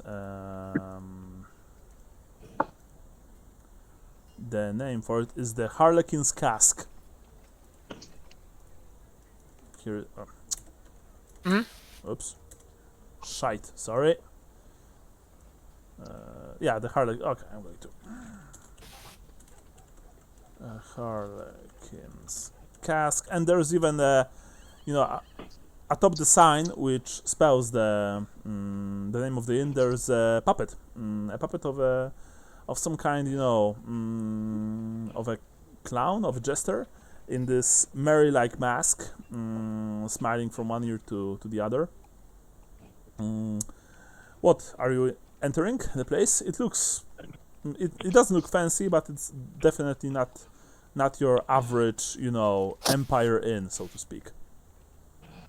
Yeah, I want to sit close to the window where we could see the steps for when anyone else shows up. Well, first of all, when you entered, you were asked to leave your weapons at the entrance. In a secured box, you'll be given them back when you exit. And of course, I have no weapons. I'm a Shellian. Yeah. Well, I had a quarterstaff. It depends if they want to interpret that as. Yeah, they do actually. Marla gave her dagger away. You sit at the table at the window. I do have a dagger, but I'm keeping that. Okay. Assuming they don't pass it down. And it's clear also to you that that this place is slightly better when it comes to food and drink. A waitress, a young woman, approaches your table, and she asks what you two would like to eat and drink. Wine if you have it, and something hearty. Very well. I will. Then I will make sure that you get the best wine and a very good meal. And she, moves back to the kitchen. In a few minutes, she returns with a bottle of red wine, very good, and two, slightly fancy glasses. And you are getting black pudding with vinegar, Johannes, while He's Gustav. Sorry, Gustav. Sorry, Gustav. Yeah. While Marla gets some pork slices in hot cider. The food is really good here. It's not like the best restaurant in town, but it's definitely better than what you are normally eating in the Shepherd's Want. And you after you finish your meals, both of you can see that that you have those rosy cheeks. You feel full. You feel much better. The bill actually, for the whole thing, is a bit higher because it's 3 silver for everything. But yeah, it's tasty enough. You're paying Gustav, or are you splitting? Yeah, I'm paying. All right. 14 or 3. That would be 14 silver. No, it's 3 silver total. Yeah. I was doing math in my head. Oh yeah, sure. And when you've paid and you are finishing your wine, you see through the window that Johannes and Lambert actually are approaching the entrance to the archives.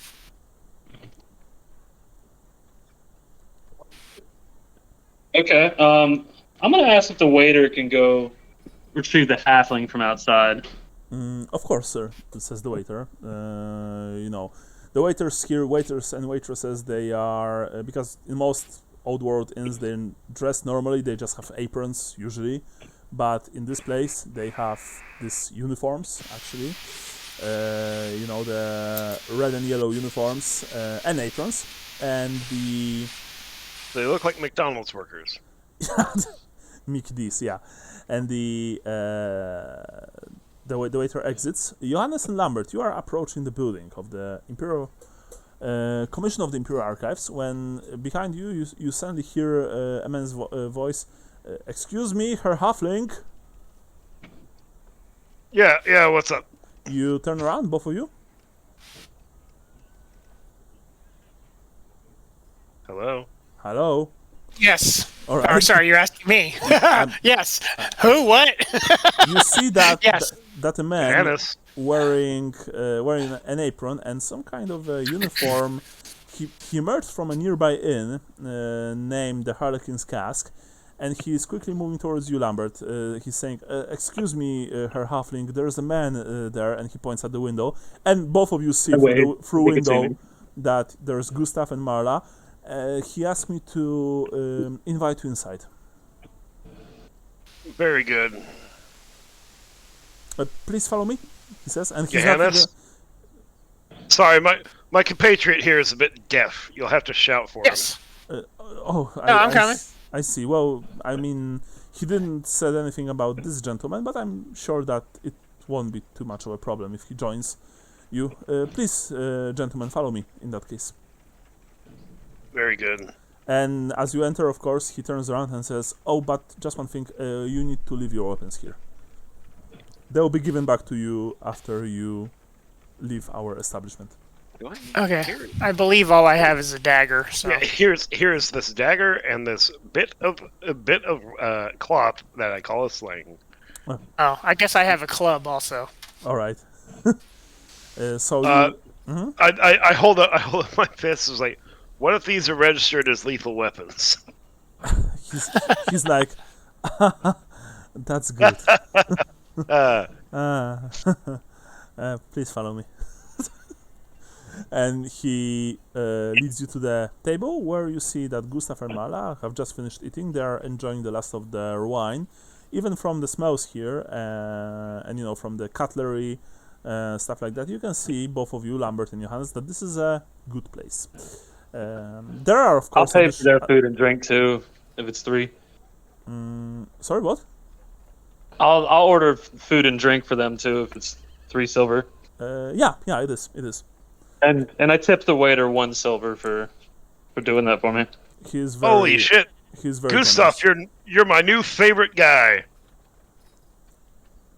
What, is it the food? It's the food. Oh, that's so simple. It's really easy, yeah. Johannes, you and Gustav, you sit down, and very quickly the waiter approaches you. Johannes, you are getting chicken livers with blue cheese dressing. Ooh. while Lambert gets a huge ball of fuck you. No, just kidding. He of course gets some sliced eggs and sausage in gravy. And you are both getting, of course. Man, I hate to say it, but this chicken livers and blue cheese dressing sounds fucking terrible. Yeah, Well- it does. That sounds like really fucking awful. No, it sounds good. I mean, blue cheese is good and all, but I never. No, I'm sorry, Michael, but you're wrong. Nah, man. Michael, you're entitled to your wrong opinions, but blue- Take the taste of blue cheese and the biley taste of liver, and just like and mix them What together does and that they do somehow together? make it good. I mean, no. remember, I'm saying these were the times when you had really strange things and where people added vinegar to everything. So you know how it is. Let's just say that. That's fair. You know, that is fair, because Mhm. there was a time when people would eat oysters with vanilla. Yeah, Gross. yeah, What the fuck? yeah. I Yeah. mean, that sounds fucking vile, essentially. I mean, before carbonated drinks, entered the scene, the most like instead of Coca-Cola, most like recreational drinks, not non-alcoholic, were made with vinegar. So that says a lot, right? Hot. Yeah. That's hot, man. Yeah. Yeah. I mean, now, I like Posca a lot, for example. The Posca is the vinegar mixed with honey and water and stuff, but like all the time, no, Bleh. thank you. It's what Bleh. ancient Romans drank all the time. oh yeah, the like the drink they would give to Roman soldiers Yeah, in the yeah, Jerusalem exactly. garrison, and so, where it was like really hot to prevent you from sweating as much. Not only Jerusalem, they drank it everywhere, and the Roman nobility hated that because they thought that this was a commoner's drink. It was very popular in the entire Roman Empire, but yeah, it was vinegar, honey, sometimes with some kind of strange seeds. I don't remember if it's coriander or something like that. But anyway, you've been given this, and of course you've been given another bottle of wine. That was a nice little bit of food history there. Yeah. And you are eating and you are talking, so please do talk. What's up, guys? Marla, how's it going? What have you done? Are you Marla? locked up or something? Yeah, I'm always fine, thank you, Lambert. Very nice to see both of you, says Marla. Oh, I've just been, busy petitioning the town guard to shut the fuck up. well, I've actually been doing real work, and I almost got shanked, and Creepio ran off on me. I don't think we'll see him again. He just ran. Yeah, it's weird. I guess he wasn't as tough as we thought he was. Wait, like the guys jumped out and he ran? They didn't even jump out. They were just talking about what they should do to us. The whole thing was weird, bro. I'm not gonna lie. Marla just shakes her head and says, I always knew he was a bitch. Yeah, you two didn't get along very well. It was weird. No, anyhow. he didn't like me. I didn't have anything against him. Then again, he was an asshole. So, Well, he certainly didn't treat you very nicely. That's for sure. Anywho, so we did locate the burnt down warehouse and got some information about some guy coming after the fire, and then we located the guy who actually started the fire and got the names of the people that hired him. But that's all we've gotten so far. So not exactly a dead end, but not as much information as I had hoped. I We pissed off found out an- that these hey,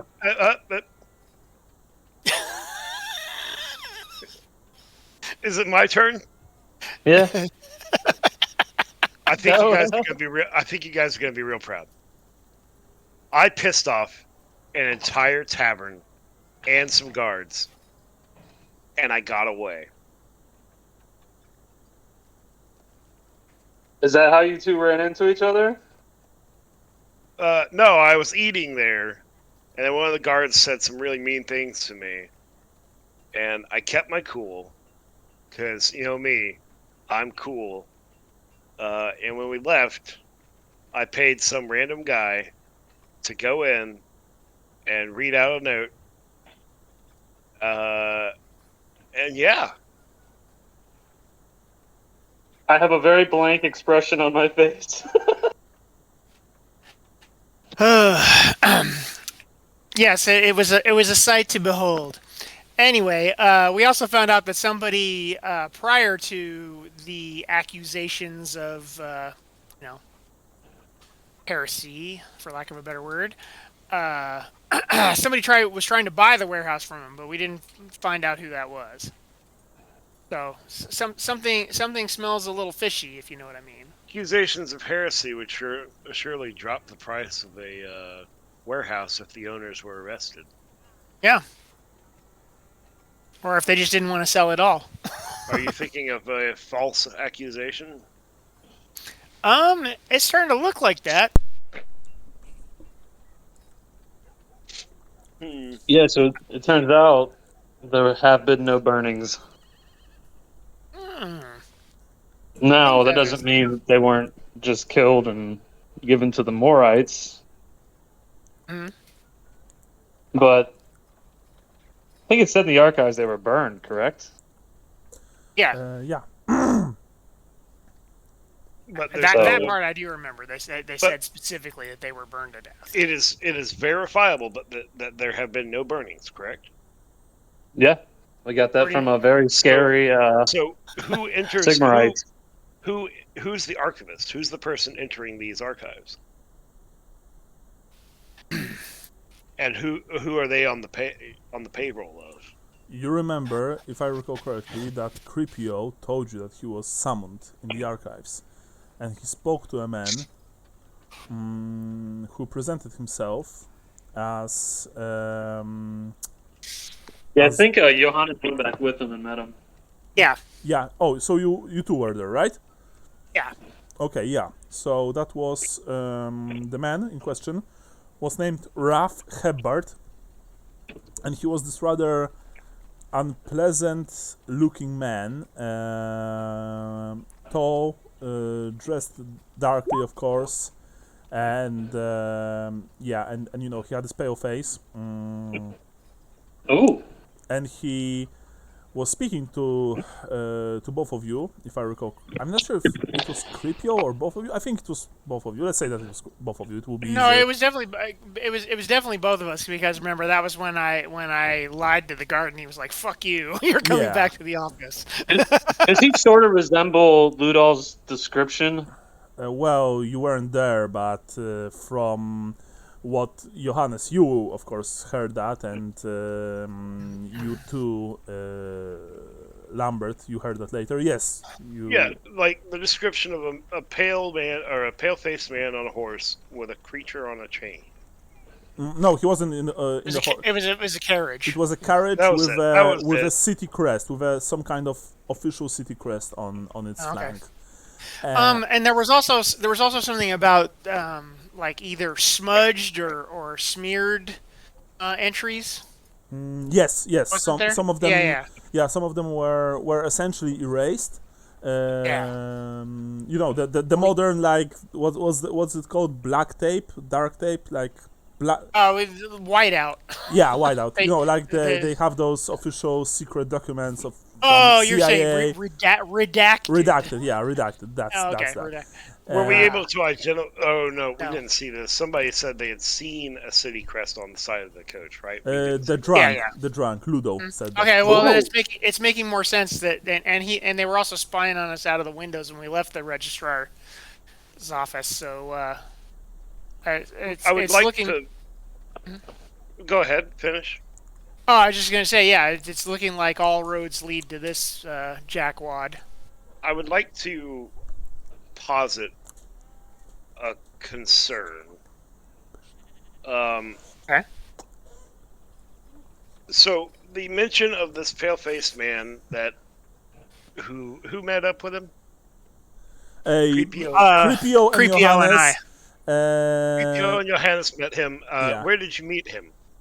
In his In office. his office, In yeah. his office. All right. The other sighting of this person has been at night outside of a warehouse, apparently laughing in the moonlight. We've only seen him at night or in dark outside of the sunlight. They saw him during the day in his office. Okay. Yeah, that's but But he was inside. yeah, That's what. his office was completely dark. There was a window, but it was completely covered.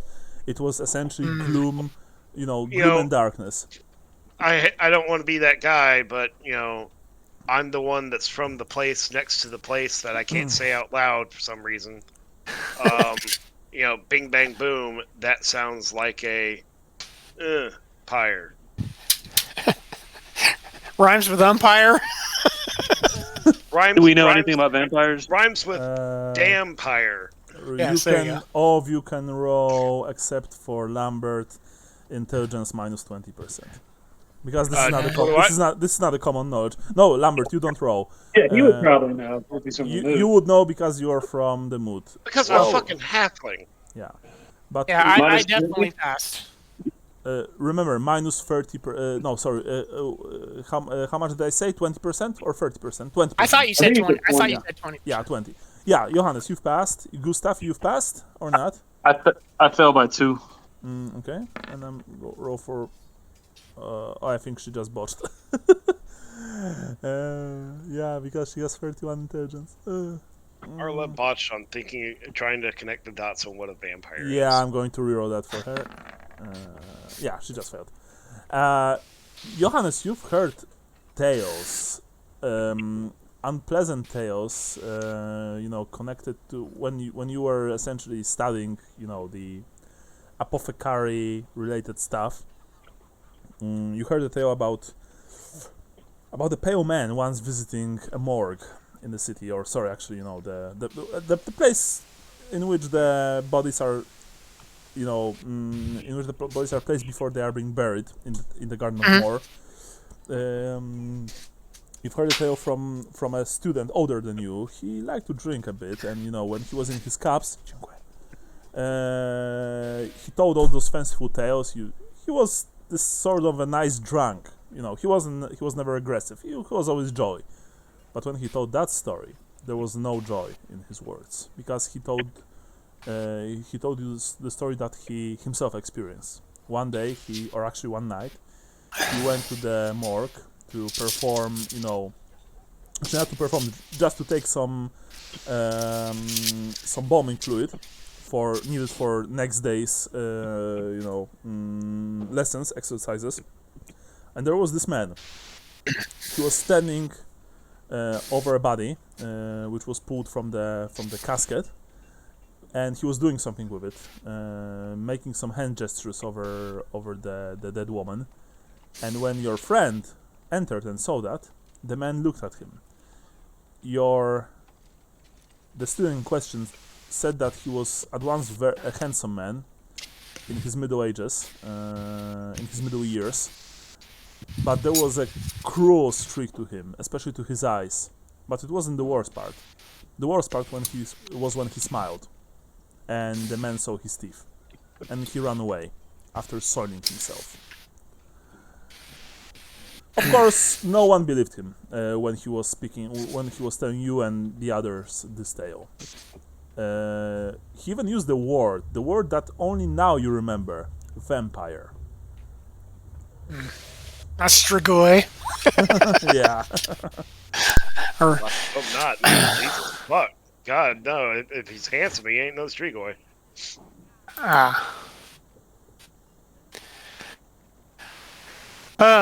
yeah. So vampires exist, apparently. Did you just say that you are not really speaking loud? this very loudly? Yes. No. I'm saying. It's like, yeah. It sounds like what my friend saw was a vampire, and I think that's what this guy might be. What is a vampire? I don't. I got to keep up with the conversation somehow. Well, they have pale faces and sharp teeth, and they like to be around dead people. It's and they're evil. It's a reanimated dead body that likes to feed on the living.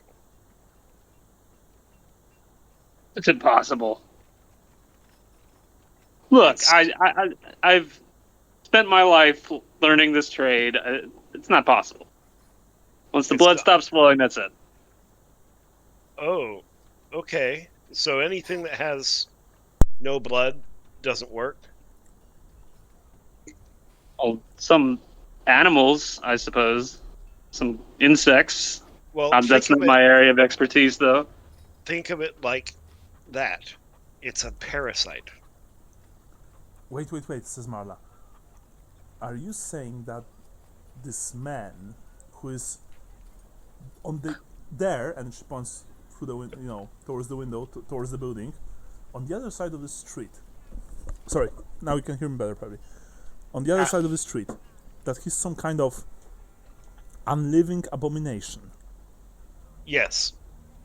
Well, Sounds like Can they not see during the day? What's the issue with nighttime? well then why won't we just return to the Temple of Sigmar and speak with this hard-ass priest that was, grilling us about everything, essentially, and tell him that this Hubbard or whatever his name is a monster. Because I, for one as hell, do not want to enter this friggin' building if there's some kind of a fiend there. Marla, I totally get that, but let me also explain that I'm going to say this in a very hushed tone.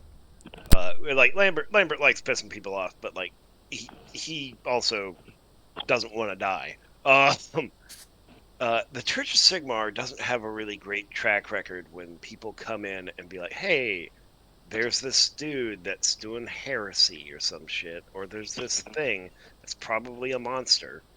Oh, we know. We had first-hand experience just asking about. Yeah, you see that? Yeah. And they got real pissed off and they were about to bash your fucking head in. That's what happens when you're super paranoid. So yeah, they'd probably go deal with this thing. But none of us would come out of this alive.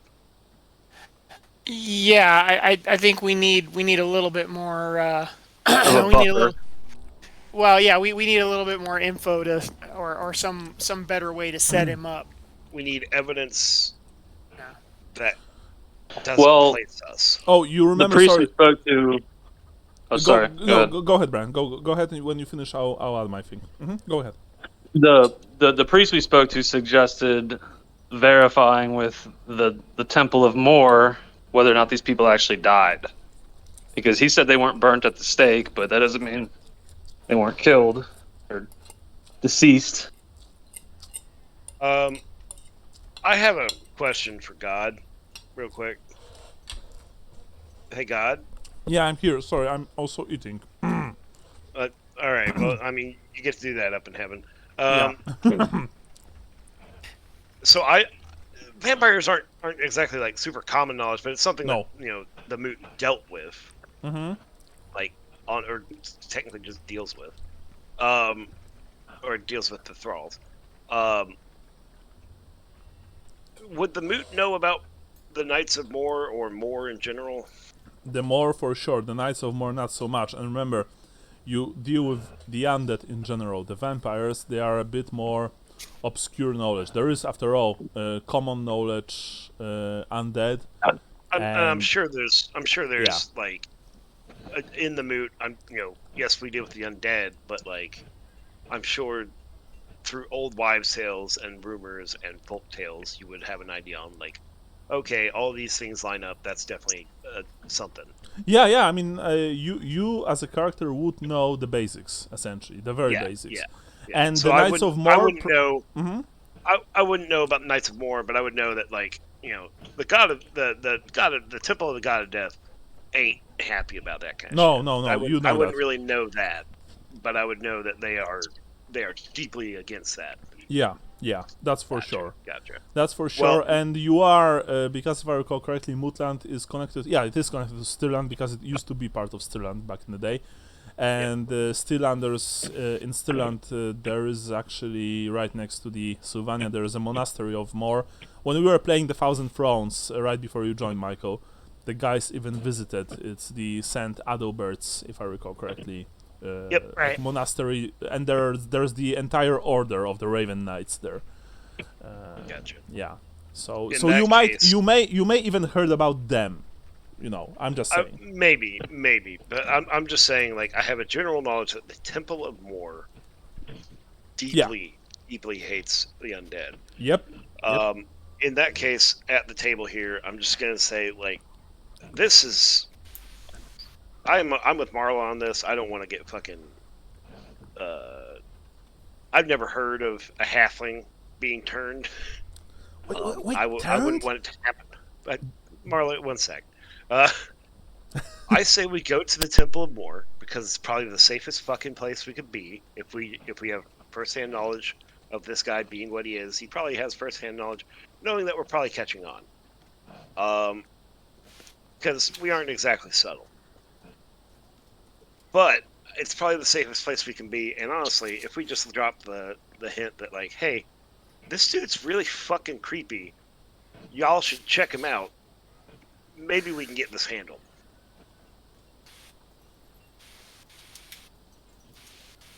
And you can take me at this word because I'm not making jokes and I'm not trying to piss somebody off. And I'm sure that's unsettling as fuck to Marla. Yeah, she is surprised, and she is worried because she sees that you are not, fooling around. She says, "Look, last time, I make the sign of Clinsbury, whatever the fuck that is. Look, last time it was corrupt guards, and it was bad enough. But now we are dealing, apparently, with some monsters, like the ones that destroyed the North. I didn't sign up for this. Like, I can handle some low-level thug or maybe even some asshole piece of shit merchant like the one, from a few weeks ago. But some unliving abomination that turns people? Gustav, this is way above our pay grade. I once knew someone that could handle situations like these with ease, but Well, yeah. I don't know anyone like that anymore. They are called witch hunters. She takes a sip of wine. Actually, she takes a big gulp of wine and suddenly the wine doesn't taste that good. It tastes, to all of you, it tastes a bit bitter. She says, "All right, we discussed. I mean, you told us, Lambert, that, and I agree with that the Sigmarites, they would probably burn us as well. But what about making an anonymous, call, so to speak?" That's exactly the point I'm trying to make. And Marla's putting it out as best as I could, honestly. This needs to be handled. I don't relish being in a city like this with that. There's already some real fucked up shit here. Johannes Gustav, I'm pretty sure you realize that Altdorf isn't exactly a safe place. On the grand scale, sure, but like in the inner city, no. But I'd rather not be sharing the streets with an actual fucking monster. Yeah, no, I think you're totally right. I think the only thing is that we need to before we totally throw the switch on this guy, we need to do a little bit more research about what happened to Ava, right? And her father. Yeah. Yeah. Oh, her father. Johann and Ava. Yeah. Then I think mostly her, though. We might be able to kill two birds with one stone. And I've never seen that done, but I'm sure it's pretty cool. I think let's go to the. I don't think killing any birds with anything is cool. All right. How are you liking your chicken? I pushed it around with my fork. No, what do I have? I have black pudding. Yeah. Oh, whatever. The blood. It's only the blood of an animal. Hey, are you a vampire? It is? Yeah. Yeah, black pudding is. Yeah, I know that out of blood. character. Yeah. But Oh, okay. I see. I get In what that you're. case, I have to explain why my character would eat it because he didn't know. I think going to the Temple of Moor and petitioning them for help if we find what we're looking for on those bodies. I don't know if they're probably not going to let us fuck around with those bodies, but if we explain ourselves to what we know and what we have seen and our concerns, I'm sure that they will look at the bodies more intensely. No, I think that's a great idea. I think that's our next stop. You also remember one thing, Johannes. Actually, I'm sure that only Creepio was taken to the archives when he saw that, you know, the registry, so to speak, you know. But let's say for simplicity's sake that you were also you know, that you also went there because, well, Creepio is no longer here, so yeah. And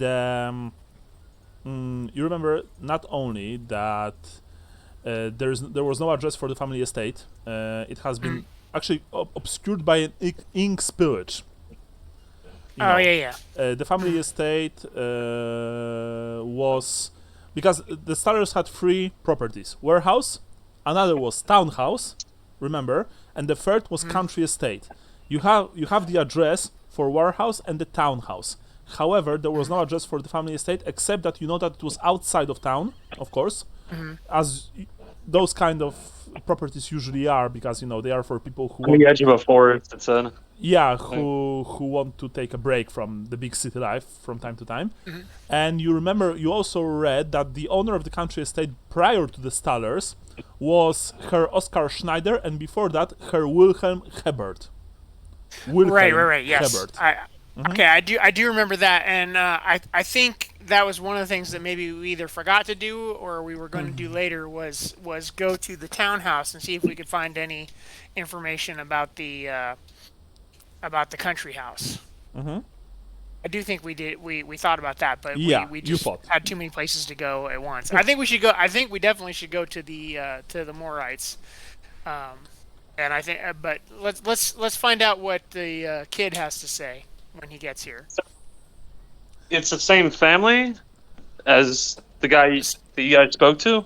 Wilhelm It's Hebert the same guy. has the... No, not the same guy. Wilhelm Hebert has the exact same surname as Ralph Hebert, the man that you spoke to. The man who was tall, imposing, short dark hair, piercing steel blue eyes, and a pale, almost sallow complexion.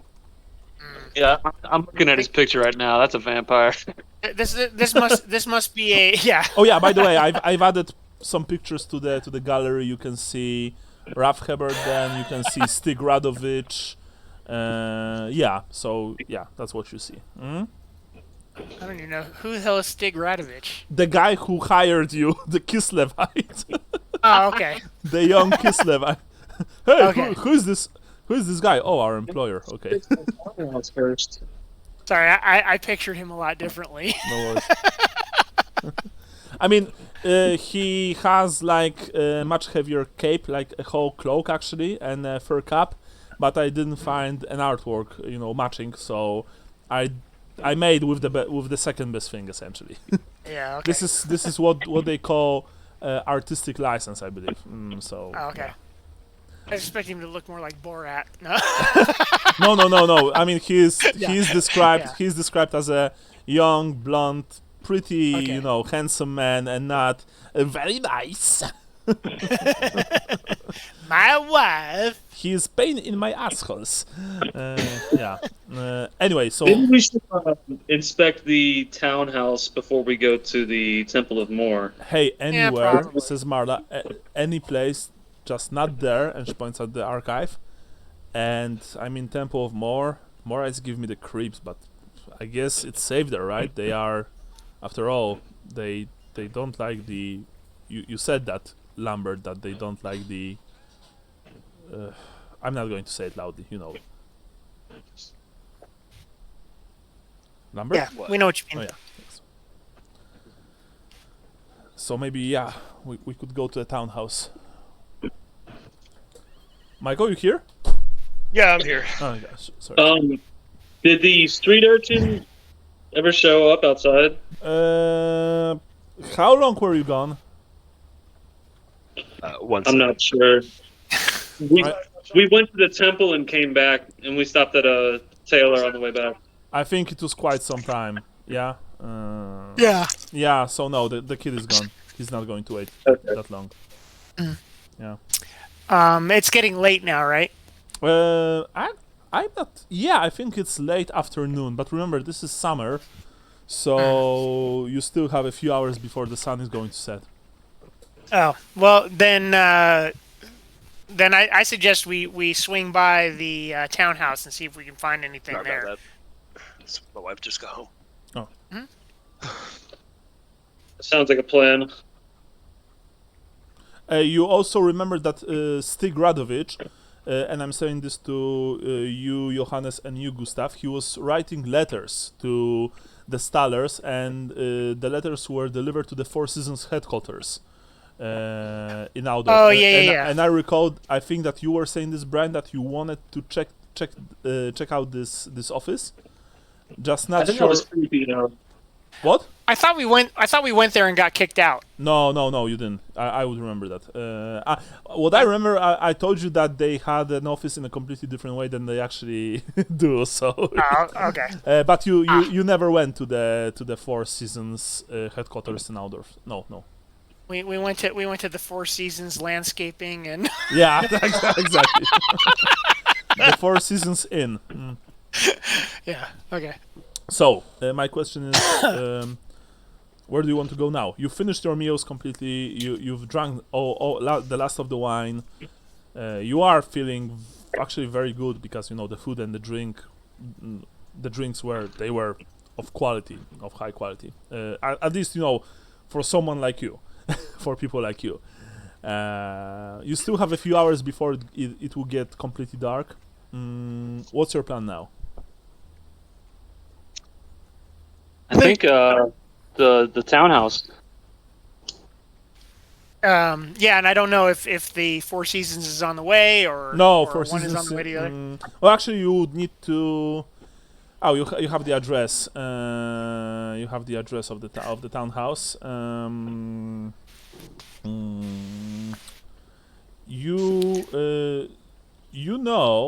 would know that it's relatively nearby. Okay. So it's on this side of the why don't city we- anyway. Mm-hmm.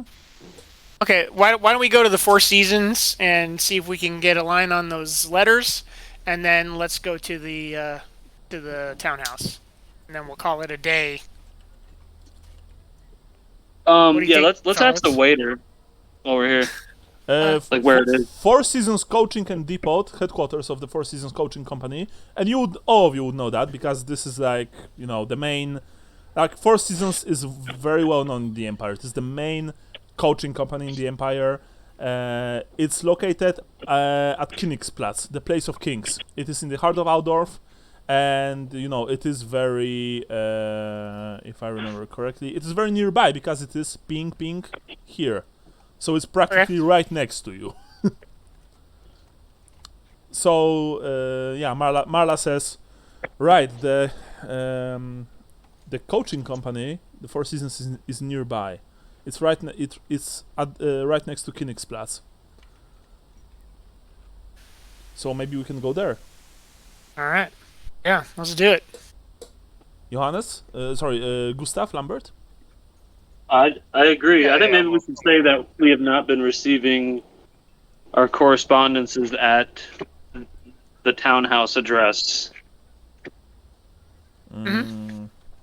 Well, maybe we will learn this there. I mean, any place is better than being here. Actually, she says, and she gets up. By the way, you also see Johannes and Lambert that Gustav has a slightly new look. He has a new cap and a new cape, both in yellow and blue. Actually, they look kind of nice. It's the imperial look. Yeah. It looks all right. Yeah. Yeah, it's a little too fancy for me. Yeah, he does look like he's a bit fancier than usual. Right. So you get up. Wanted to look a little different when we came out here Got it. from last time, considering we were followed. Well, by the way, maybe they will also follow us now, says Marla nervously as she looks around her. almost expecting someone lurking in the shadows. Well, we all came here separately. I think that I don't know. I think we're safer right now. Yeah, the guys that were following me are gone, so I think we're cool with that as far as that goes. Well, Are you followed, Lambert? Yeah. Is there a back door we could use, maybe? wait, Lambert says that he was followed? What? No, I thought you was asking if I was following them. Oh, yeah, sorry. Oh. Yeah, I was intentionally followed, you guys. Okay, cool. Is there a back door we can use, maybe? You probably have to ask the staff. My I'm question gonna ask the is, waiter if there's a door out to the alleyway in the back. yeah, you approach the waiter and you ask him, and he looks at you with this rather strange look, and he says, "Well, sir, of course, there is back door, but why do you need to use it? I mean, this is a very safe place here. There's on the other side of the street, there's the Commission of the Imperial Archives, and the neighborhood is regularly patrolled by the guards." There's a man in there that we were selling a property to, and the deal went sour, and we prefer not to see him. I understand, of course. Yes, please, then follow me. I will escort you to the back door, and then I will bring your things, he says. Thank you very much. And he takes you through the entire inn. You are passing tables, filled with people who are, well, I'm not going to sugarcoat it. They are dressed more expensively than you. They are eating very well, and even from their mostly flabby cheeks, couple chins, and large guts, you can see that the life has been treating them well. Perhaps a bit too well. You exit through the back door, and like in a minute, the waiter returns with all of your stuff. He gives you back your quarterstaff, Gustav. Johannes, you are given back your club and dagger.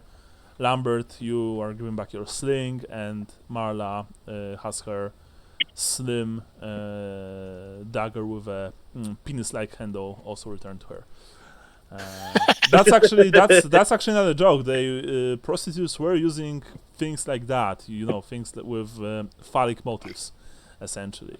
Especially those who were working in brothels, bordellos, if you will. So yeah, essentially her dagger has a handle like a dick.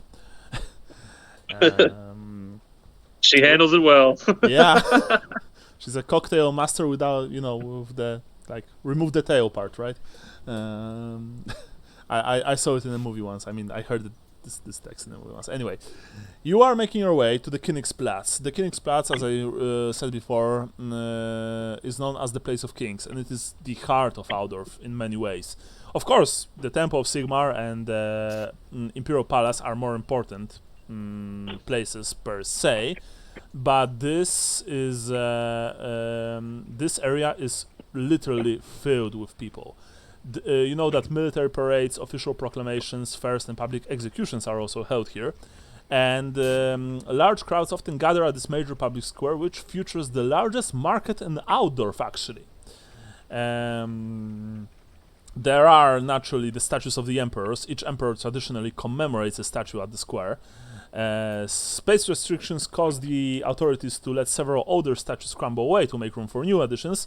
Some of the more popular ones, are a statue of Sigmar depicted with wearing just a winged helmet and wielding Galmaras, very popular with pigeons and pilgrims.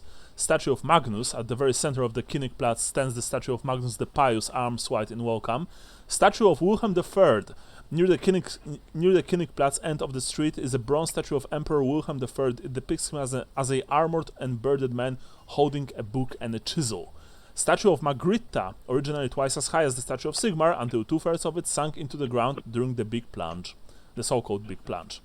Statue of Beatrice, a statue of one of the worst empresses during the Age of Wars, holding a bag of gold up while standing on the head of a wolf. And finally, of course, statue of Karl Franz, depicting the current emperor with his rune fang in his right hand and a fledgling griffin on his left. Probably the griffin in question is none other than Death Fang, the legendary companion mount of Karl Franz.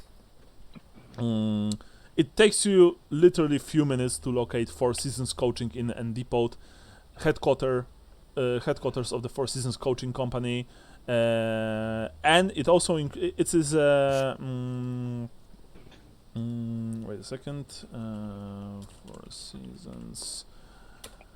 The largest and most famous coaching company in the Empire is Four Seasons Coaches. It is rapidly expanding business with coaches on all major routes. Its headquarters at Königplatz is a walled compound and a handful of buildings that serve as the company's coach depot, as well as a hotel. Yes, there's an inn here for customers, of course. The depot is close to the Kartak Line's depot, and the competition between the drivers of the companies is fierce and increasingly bitter.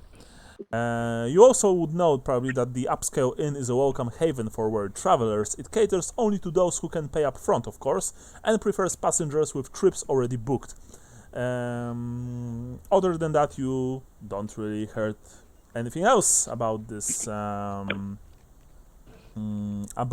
this place, but it looks impressive. So, who's entering? Who's staying? Well, what do you think? Gustav, are you and Marla going to play the couple not getting their mail? Oh, we already played a married couple today, and Yeah, I was we did that preggers, right. apparently. Yeah, sorry, Gustav, go ahead. I think maybe Lambert. He could be the groundskeeper, the governor of the estate, or what? Yeah, that's racist. all halflings are gardeners, right? Oh, They make very good gardeners. no, all halflings are cooks. Oh yeah, that's true. Lambert, what do you say about Well, that? he convinced me to buy a pumpkin because of its. I don't think I can pull the same trick twice. All right, well then, I'll go in alone. All right. Marla asks you, are you sure about that? Maybe take Johannes with you. He seems pretty sure. yeah, Yeah, I'll go with you, Gustav. Just like old times. Okay, then perhaps you are my manservant. There you go. Just stand by the door when I walk in. Sounds great. Okay, I pull my cape around my shoulders and I put my head back like an aristocrat and Yeah, you enter. Both of you enter while Marla and Lambert stay outside. At this point, it's also. I mean, it's already like early evening, but the Königplatz is still full of people. And once you enter, Johannes and Gustav, you see that the headquarters for Four Seasons, they also have a lot of customers.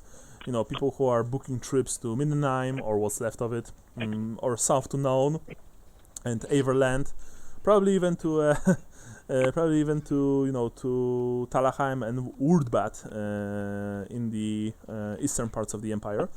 You have to wait for a bit in a line, but not too long, fortunately. And eventually, you are standing in front of a desk behind which sits a middle-aged woman in wearing glasses, and she has her hair tied up high. She looks at you very officially, and she says, "Welcome to the Four Seasons headquarters, Naudor. How may I help you, fine gentleman?" I'd like to introduce you to my employer. Please, sir. I take my hat off and I dust it off because it's gotten dirty since walking into the disgusting establishment. I put it back on. May I hold your hat and cape, sir? And what is the name of your employer, sir? She asks. Staller. Oh shit. Actually, okay, wait a second. No, I was saying stall her. She botched. She's like, I see, Herr Stoller. How may I help you? Do you want to book a trip? Perhaps to some other place in the Empire? We have a discount if you're traveling south towards None, but if you want to travel north towards Mindenheim or Nordland or Ostend, this will, I'm sorry to say, but cost you extra. My master has not received his correspondence in some weeks. Manservant, what was the address? Oh, it was whatever the address of the Staller residence is. She takes out a large ledger, this leather and wood-bound book. She opens it and flips through the pages. It takes her quite some time, actually. A good 2 minutes. Yes, yes. I'll be very happy, actually. We were delivering those letters to your estate, sir, because I see this is a Staller estate. But the ones from the last 10 days are still in our coaching house. I'll be more than happy to give them to you, especially since there was this incredibly irritating young man from the north. I think his name was Rudo. Stig. Yes, Radovich. We actually had I've him been awaiting very important documents from him. Have you been disregarding this man? Well, actually, sir, I had him arrested at one point. But that was simply because he became a nuisance and people had trouble understanding his accent. What is your name? I can give you back the letters right now. She opens a small safe right next to her and, she sifts through the letters there. And she snaps her fingers. Oh, there was his courier. I remember he was a chap going by the name of Loscum. He was turned away from the Staller estate when he recently attempted to make a delivery. He's here if you want to speak with him.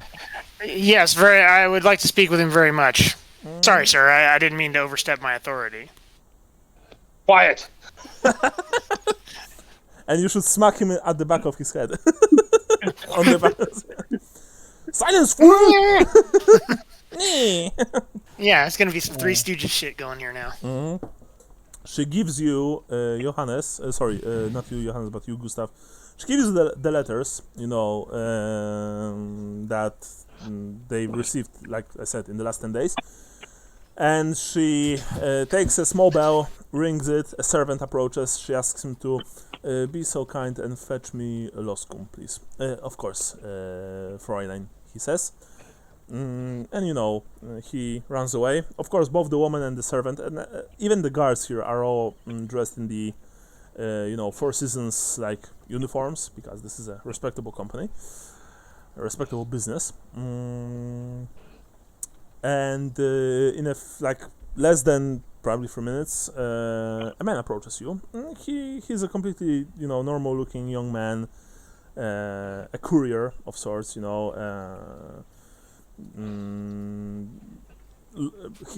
has a bit, longer. He has longer hair. He looks quite healthy. He also has this look on his face that says that he's not sure if he's in trouble or not. When he approaches, the woman, he's saying, Fräulein Aish, I came as soon as I could. Is everything okay? Is everything all right? He asks. Loscum, this gentleman here would like a word with you. It's about the Staller estate. All right. He looks at both you, Johannes, and you, Gustav. How can I help you with? Your employer said you were turned away when you were bringing correspondence to my employer's estate. Well, I'm sorry, but I don't think I wish to discuss my recent trip to the Staller house. And he looks at the woman. Isn't that against company's policy anyway? Business secrets and all? I reach into my coin purse and I hand the woman 2 silver. Thank you for your time. She nods, then she looks at him.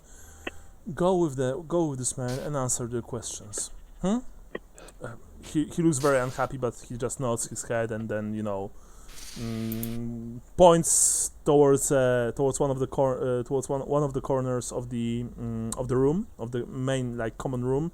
There are couches here and chairs, and small tables standing in front of them. You can sit and essentially just when you're waiting for your turn or when you're waiting for the coach, you can relax there. Sure, I'll sit so he's at ease. I guess. Yeah, he also sits in front of you. Johannes, I presume that you are also coming there, yes? Yes, I'm still holding his cape and hat. Yeah, of course. And spitting inside his hat, okay? No. I know. Yeah, he sits, in front of both of you, and he looks at you nervously. He's not saying anything. You've done nothing wrong. There's someone that does not work for our estate that has been pretending to. Well, look, I don't really want to discuss my recent trip to this house. It's not a good place. I'm gonna start counting silver.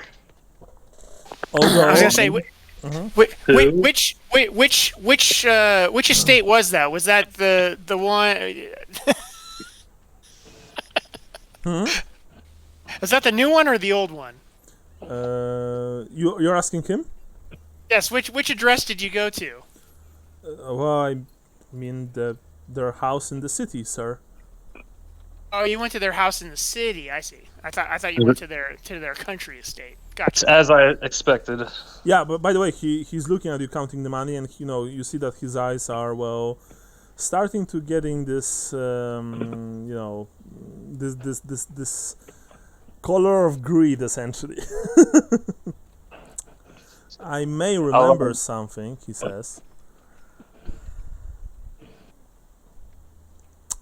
Oh. But I've counted to 7. or he says, but I'm a reasonable man. If you would give me the same amount that you gave Freud and Aish, then I think I might remember something. Okay, that's fair enough. I slide him 2 silver then. He quickly snatches 2 silver. You guess that for a man like that, 2 silver is probably that's a nice amount of money. All right, look, I was advised to stay away from the house by the city watch, but I went anyway because I take my delivers very seriously. That said, I essentially was turned away. I mean, the entire place, it's not far from here actually. It's honestly, it is very close. It's nearby. But the gates were padlocked, it was empty. There was the gardener, a rather unpleasant. He was friendly, but at the same time, I had this feeling that he didn't really wanted me there. Just by chance, was he a halfling? No, sir. No, he was. Just a bet with friends. Most gardeners are halflings. I see. No, he was an older fellow, not too bright, honestly, but yeah, friendly enough. There, and he speaks in hushed tones. There are those rumors that the owner of the house and his daughter, that they got into some kind of unpleasant business, if you know what I mean, and that the witch hunters took interest. And when he says that, you see that he looks visibly scared. I try to keep a straight face. Mm-hmm. Do you want me to roll? No. You don't have to. You don't have to. And I mean, that's why. Well, that's why I don't really like speaking about my trips there anymore. You've done well. Yeah, that and the City Watch telling me that I probably shouldn't go there. So I'm glad that I don't have to go there anymore.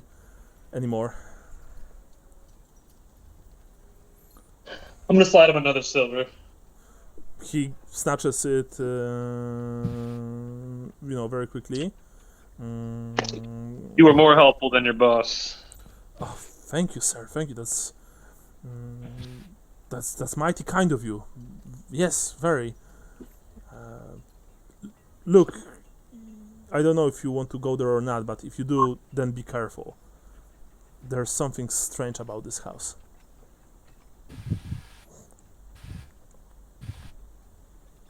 I'm sorry, I need to return to my duties. And, with that, he makes this apologetic smile to you, gets up, makes sure that he pocketed the money, and quickly moves away. I'm gonna leave. Mm-hmm. Johannes? Manservant? Is the manservant coming along? He's having a bathroom break, he said. Oh, okay. So he's taking a leak. Alright, let's wait for the manservant to return. But you two, emerge from the coaching house. Lambert, you see that Gustav and Johannes are emerging from the insides of the coaching house. Johannes is holding Gustav's hat and his cloak. His cape, sorry. I'm gonna take it from him and put him back on. Lambert? What's up? I was telling that Johannes and Gustav emerged from the coaching inn. Oh, okay. Mm-hmm. Well, that's good. So the city watch said for them to stay away, and he said the place is padlocked.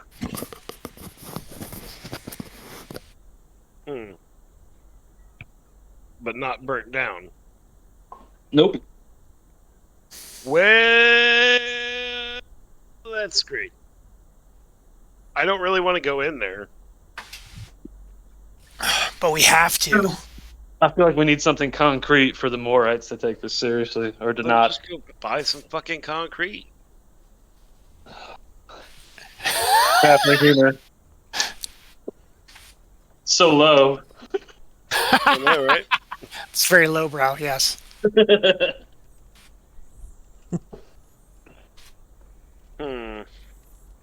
But wait, Mar asks, what have you heard inside about their house? Is it like haunted or anything?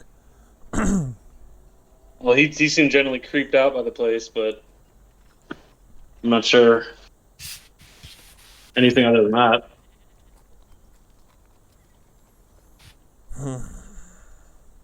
Am I missing something he said? Like, he said it's empty, right? Or he thinks it's empty anyway. Yeah, the gates were padlocked. Essentially, the whole thing looked deserted. There was only the gardener left. Yeah, there's a gardener there that might know something. Well, I mean, like, what do you want me to say here? Like, you're bringing in a lot of information that sounds boring as shit. Are we talking to a gardener, or are we going to a warehouse? Like, let's go to the estate, the townhouse. Yeah. Maybe talk to this gardener, see what his stance on the whole issue is. Well, and they gave us the letters, right? yeah, they gave there are sticks letters essentially. Mm-hmm. Yeah. Okay. Yeah. Okay. So there won't be anything too interesting in that from our perspective. You guess rather not, and given how Stick speaks, the letters are probably horrendous to read. Yeah. Yeah. Hold on to him though, in my cloak, Mm-hmm. because he'll probably want him back so he can see. Yeah. They are like this dirty kind of letters, He asks what she has on herself, but Wearing. yeah, but the letters are first go to her father, so it's rather awkward. Yeah. Anyway, you want to visit the Starrer Townhouse. You guess that you still have enough time to go there before it gets dark. Thank goodness. Now let me quickly see one thing. Nice. Twice. wrote 66 twice. Nice. So, all right. The Stars Townhouse actually is somewhere in like this area here, Ping. Okay. So as you can see, it's very near Königplatz and relatively near the Commission of Imperial Archives.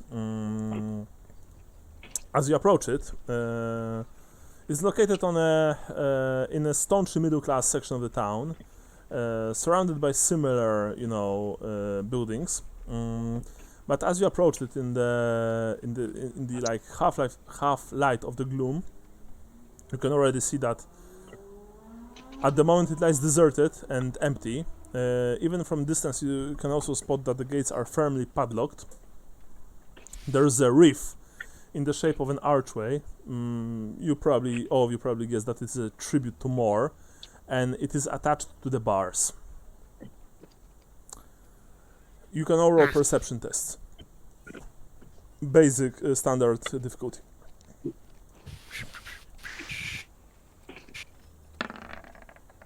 Oh! Marla passed, nice. Nice, you passed. Just like we all passed. Yeah. All of you spot a rather nice looking garden outside. Well, it definitely, it probably remembers better days, but it's been definitely taken care of. And very quickly you also see a man who's, walking between the bushes and flowers. And, taking care of them. As you get closer to the,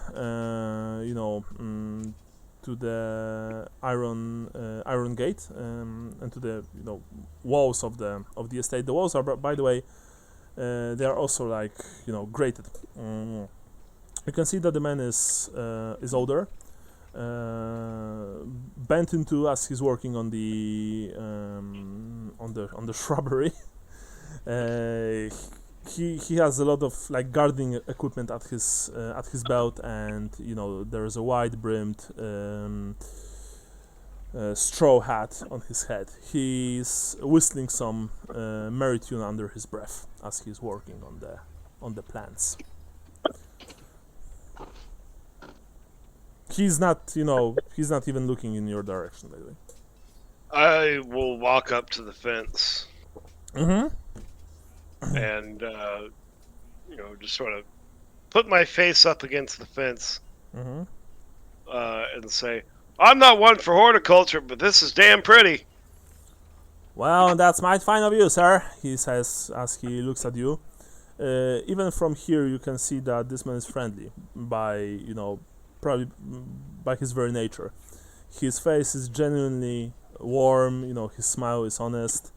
That said, it's also clear that he's a pretty, probably simple fellow. By that I mean not too bright. Very nice indeed. I take care of them, even though I'm the last person here. You wait. Are you doing this just 'cause? No, sir, but my employers would want me to continue working on their beautiful plants. You're the last one here. What happened to everybody else? You see that, his face turned darker a bit. By that I mean that he's, you see that he got sad. Well, sir, sadly, my employers, the Stallers, they were, arrested. And, he approaches the gate, not the gate, but, the iron bars of the wall of the estate. Yes, sir. Arrested, unfortunately. It just seems a right shame to have a garden as lovely as this, but no one else to really appreciate it. Well, as I've said before, my master would probably want me to continue working on his lovely daughter's beautiful flowers. So I am going to do this because this is the right thing to do. Is the rest of the estate look pretty dilapidated, or? Yeah, you can see that. It's clear that the rest of the estate has not been taken care of at all. Well, Yeah. You're able to, it's obvious you got a green thumb for the garden. I wish they could do something for the rest of the estate. Well, the rest of the staff left after Herr Johann and Fräulein Eva were arrested. I'm the last one. Would it be so? Would it be? I don't know them fancy words. Would it be impolite of me to ask to come in and take a look at the garden as is? Why would you want to do this, sir? If I may ask.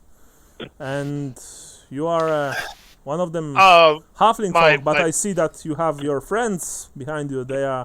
You don't really look like people who came, who came here to be speaking about. I don't want to. Yeah, I don't want to lie to you, sir. You do a fantastic job out here. It's been a long time since I've been in the moot, and gardening's not not something that I was big on, but it's something that my sister's brother's mother was on, or sister's husband's mother, I should say, was big on, and her garden was always gorgeous, and it just reminds me of home. But we are here to inspect the estate, and if you don't mind, I would very much like to inspect this garden. Since you are asking very nicely, who am I to say no to you? Very well. And he approaches the gate and opens it for you. Please, come on in. Thank you, sir. Your friends can come inside as well, if you want. Thank you, sir. What are your thoughts on your employer's detainment? Well, first of all, name's Donut. Oh, I'm sorry, sir.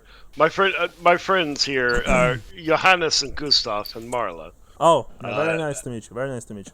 And I am Lambert Cherryheart of the Moot. I see. That's a very nice name. These are very nice names. Very nice names. Welcome, welcome. Sadly, I don't have anything to, any drink to give you. The house is locked, as you can see. I would never impose it on you, sir. I'd just like to take a tour of the garden, if possible. Yes, of course. Let me show you the flowers and the bushes. I turn around and I just say, would you three mind waiting here? It's just, let me indulge in this for a minute. But the young fellow here, and he looks at Gustav. You asked me about their arrest, sir, yes? That's Yes. right. What do you think about it? Well, first of all, they weren't arrested here, but I don't know where it happened. All I know is that their manservant Victor has also gone missing. Yes, I was always afraid of Victor. He has seen much of war, and I don't want to be around when he sees some more. But he was a good man. He is a good man, I hope. I mean, but I'm anyway, sure he's out there somewhere. Yes, Mr. Cherryheart. Let me show you the garden, and he walks with you, showing you.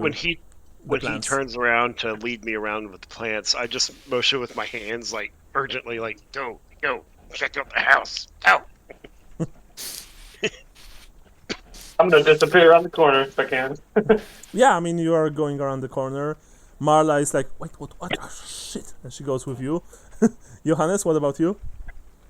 I will. I will go with them.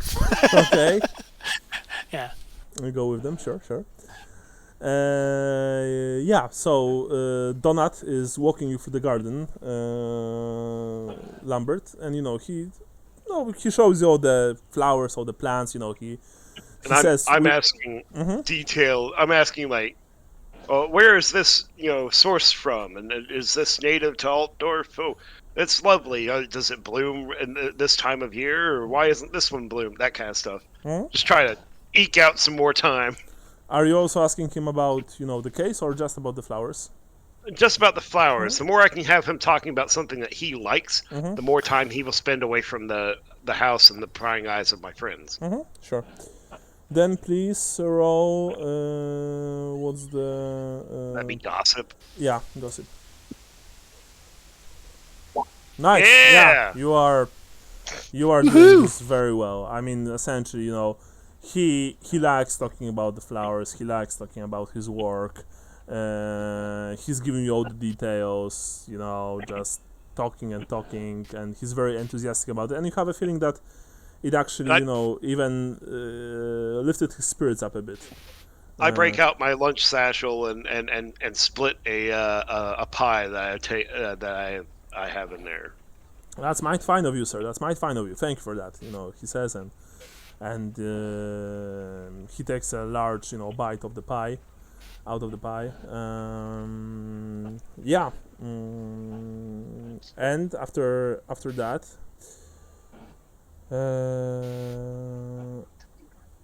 And after that, he just continues to walk you through the garden once again. Meanwhile, you free. Meanwhile, I gotta go talk to my wife, so I will be right back, y'all. Sure. You free. What do you want to do? I want to. I was gonna say I want to look and see if I can find an open window or something of that nature. Yeah, we're scrambling to find an opening. All of the windows, all the doors are completely locked. 100%. Are they shuttered? Yeah, they are.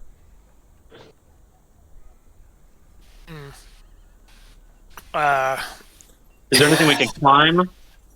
You can try to climb to the first floor. Of course, there are some balconies, but you're not sure if if the windows and doors there are also open, are also locked or not. Shall I try to give you a boost, Gustav? Yeah.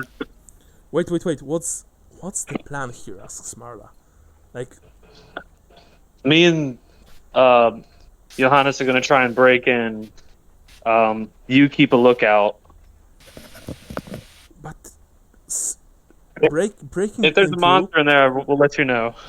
Wait, you really want to break into a house of convicted heretics? I mean, we need something to go off of. All right, I'll keep a lookout.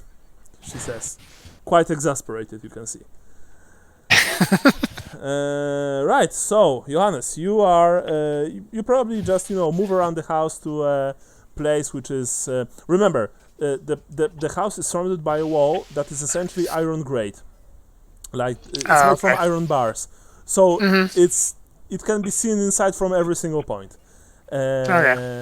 It's not dark yet. It's getting there, but it's not it's not night yet, and the place is generally like middle class, so it's pretty nice.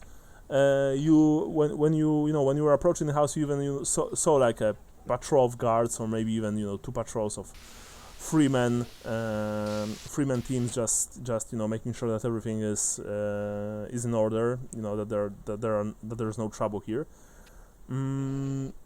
Also, even with your lift, Johannes, you would have a hard time, Gustav. Just so you know. Sorry, you were saying something? Oh no, He was just saying okay. Okay. Yeah. So, if you want to do that, please do. Gustav, you roll me climbing minus 10%. After Johannes helped you, by the way, just so you know. So he has to roll first? No, Johannes doesn't have to roll. That said, if you botch, you two will probably have problems. Okay. You remember, climbing is a separate skill. You have climb? Scale sheer surface. Yeah, no, I don't have it. Yeah, okay. So you roll half of your agility minus 10%. Oh, damn. Yeah. Okay. If you don't have it, that's how it works. Unless you have some kind of a rope and and a hook, or what's it called, the anchor-like device that you attach to a rope and then you threw it up and a grappling hook. Grappling. Yeah, exactly. Okay, I'll take one shot, I guess. I'm gonna roll. I have 1 life left after this. Okay.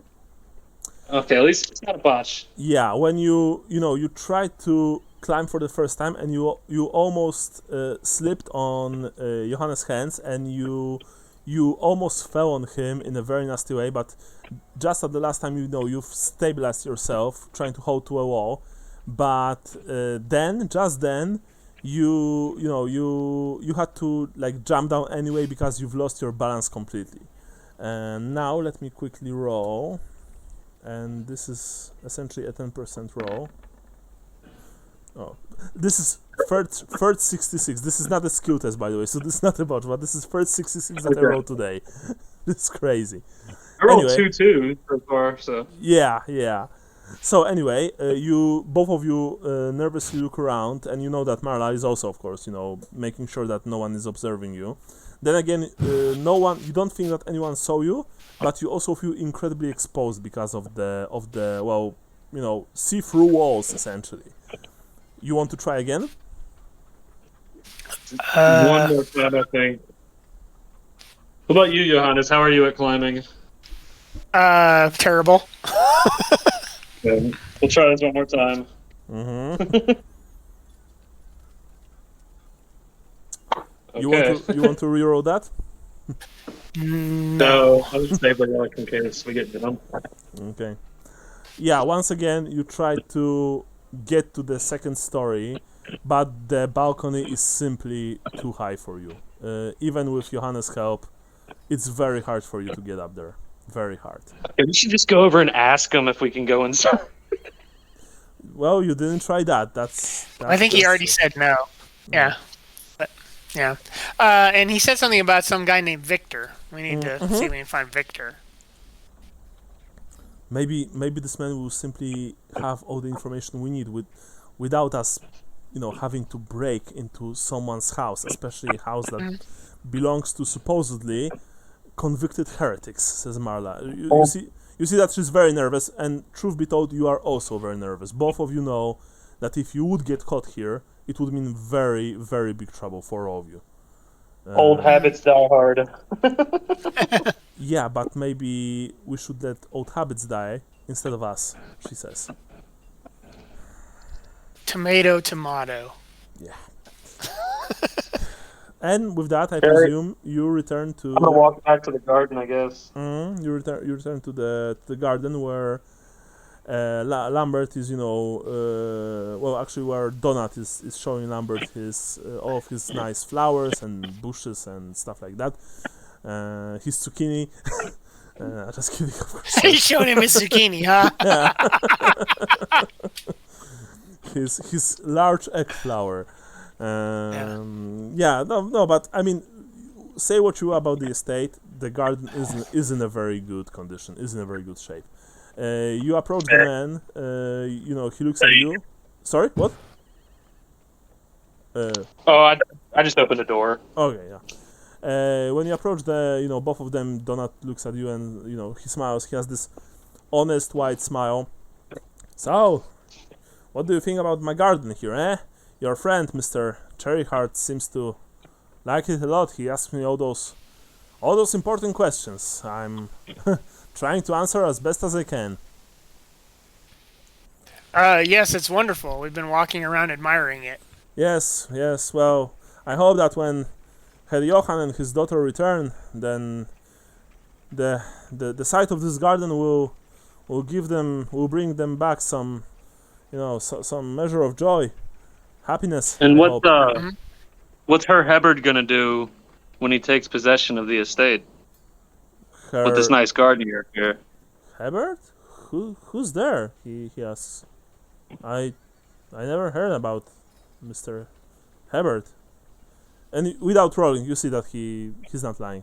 He looks genuinely I'm gonna surprised. step closer to him. What? Sorry? I'm gonna step closer to him so I don't have to talk loud. I'll say he's the man that had your employers falsely imprisoned. Well, why would he do that? Mr. Johann and his daughter never done anyone any wrong. Say, yeah, that is weird. Have you ever been to the country estate? Well, I know that they have a second home outside the city, but I'm not sure where it is. I only worked here, sir. I know Does that. Victor know where it is? well, of course, sir. Victor was their manservant and bodyguard. He always traveled with them, sir. He is very loyal to the family, and their safety was always extremely important to him. I'm not sure if Hanna ever traveled with Eva to the country estate. I don't think so.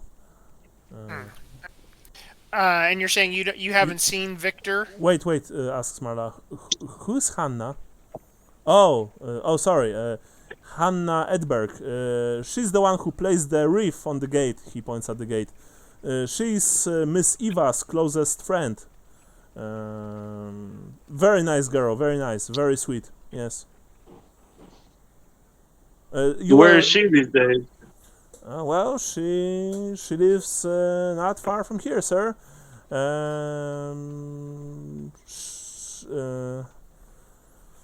She's they were always close, her and Eva. I can give you the address if you want to talk to her. Yes, very much so. Yes. That'd be helpful. Sorry, sir, you were asking me something. He looks at you, Johannes. You were saying that you hadn't seen Victor in a while. Do you know where? Did he live in the house or? Yes, of course. He was always in the same place where Johann and his daughter were. You know, he never left them even for a second. He took his duties very seriously. I mean, I don't know. He went missing. I never heard that he got arrested like they did. But oh, by the way, the night after they were arrested, there was a burglary here. But I wasn't present on the grounds when it happened. I don't know what was taken. The town city watch, took care of the investigation. I was just told to mind my own business. Do you mind if we look around inside? Well, sir, I'm afraid I do. First of all, this is the house of the Staller family, and I don't really want anyone to enter their property without their acknowledgement. And second of all, even if I would allow you to enter, I was told explicitly by the city watch not to let anyone inside. I even heard that the city watch actually. For you to look the other direction. Yeah, I even heard that the city watch even turned back people who were normally making deliveries to this house, like the workers of the Four Seasons Coaching Inn. They were delivering letters to lovely Miss Eva from her, I believe, from one of her adorators. Yeah, so I'm just the only one here, but when my employers return, I'm sure I will speak kindly of you, and if you will be willing to return, then I'm sure that they will let you in. Sir, they're not going to return unless they're exonerated, and the only way we can exonerate them is if we find something in that house. Well, sir, I'm sorry, but I can't help you here. All I can say is that maybe you can speak to Hanna, or maybe try to discover where the Stallers have their country estate, or maybe go to the authorities. I don't know. I've been given my orders, sir, and I'm very serious about my duties. I can't let you in, and I'm not going to let you in. You see that he's saying this without any malice. He's just, faithful. And he probably takes his duties very seriously. Yes. We can't pay you to look the other way? Now he looks offended, by the way. And he says, let's go look for Ava. Yes. Or not. Let's go look for Hanna. Yes. Says Marla. Thank you so much for your time, sir. We should go now, right, Gustav? And she, grabs you very hard by your wrist. I'm I'm gonna reach to shake his hand and say, I don't want you to misread my intentions. When your employers are exonerated, I'll tell them how loyal you were. He waits for a second, he looks at your outstretched hand, but then grabs it and shakes it. Probably not as, warm as he would just a few seconds before. He just, nods his head. Thanks, sir, that's mighty kind of you, but a man is only worth as much as his word, and my word is to my employers. So I wish you... I don't know why you want to find the Stallers. I hope that you will, and I wish you all the best. But I can't do... We worked for her Stig. What was his name? Steve Radovich. Stig Rogovich. I never heard of him, but I don't know who he is. But if you are working to find Herr Johann and his daughter, then I'm very glad that you are doing this, and I wish you best of luck. It's simply that I can do some things because I'm a man of my word, and my word is everything to me. I understand that. Well, anyway, it's getting late, and I still need to do a few last things in the garden. Tell Hannah that I spoke to you. She's a lovely girl, and she's very upset at Eva's disappearance. They were very close. I wish you all the best. May Sigmar guide you, he says. And you as well. Hate to be that guy, but I gotta go here soon, guys. Yeah, we're wrapping up here. We are wrapping I think. up, how much time do you have left, Michael? I gotta leave here in like 5 minutes Okay. to go pick up my son. Yeah. Okay, yeah, I mean, this is the time where we are normally finishing, so it's all good. Alright, you exit the grounds of the Stallers estate. You have Eva's address. It is practically dark now, but so I don't know if you want to go there today or tomorrow, for example in the morning. But we'll discuss this next time, for we are ending now. Right, so everyone gets 90 points for today's session. Ooh. And I think I actually probably will return to the system with the star signs and stuff like that. I think that it actually added some nice complexity. But for now, for today's session, 90 points everyone. So please add them. Now about next game. So the potential dates. By the way, I'm not saying that we only need to play on Sundays. I can also play on Saturdays. So if you guys want, then remember. I don't know, 13th, 20th, 27th, up to you. One sec. August. I believe I am free all those days, but let me just double check one thing. Mm-hmm. Oh, sorry, I can't play on the 19th for sure. But if you guys want, then it's also, of course, 12th, 26th. It's mainly probably question to you, Michael, because I know that you have a lot on your head. But I mean, all of us. Brian also has. I could swing. I think I could swing the 12th. 12th. What about the rest of you? 12th. I have the kiddo till 4:30. Okay. Every other Saturday, my wife works, and I gotta take him the whole day. Mm-hmm. That's where I'm at. I technically have him today, but I took him over to my parents to watch him so I could play a game. I did not tell them that was what I was doing, but still. Yeah, but what about other days, like 19th, 20th, 26th, 27th? Can you do 13th? Yeah, I can do the 13th.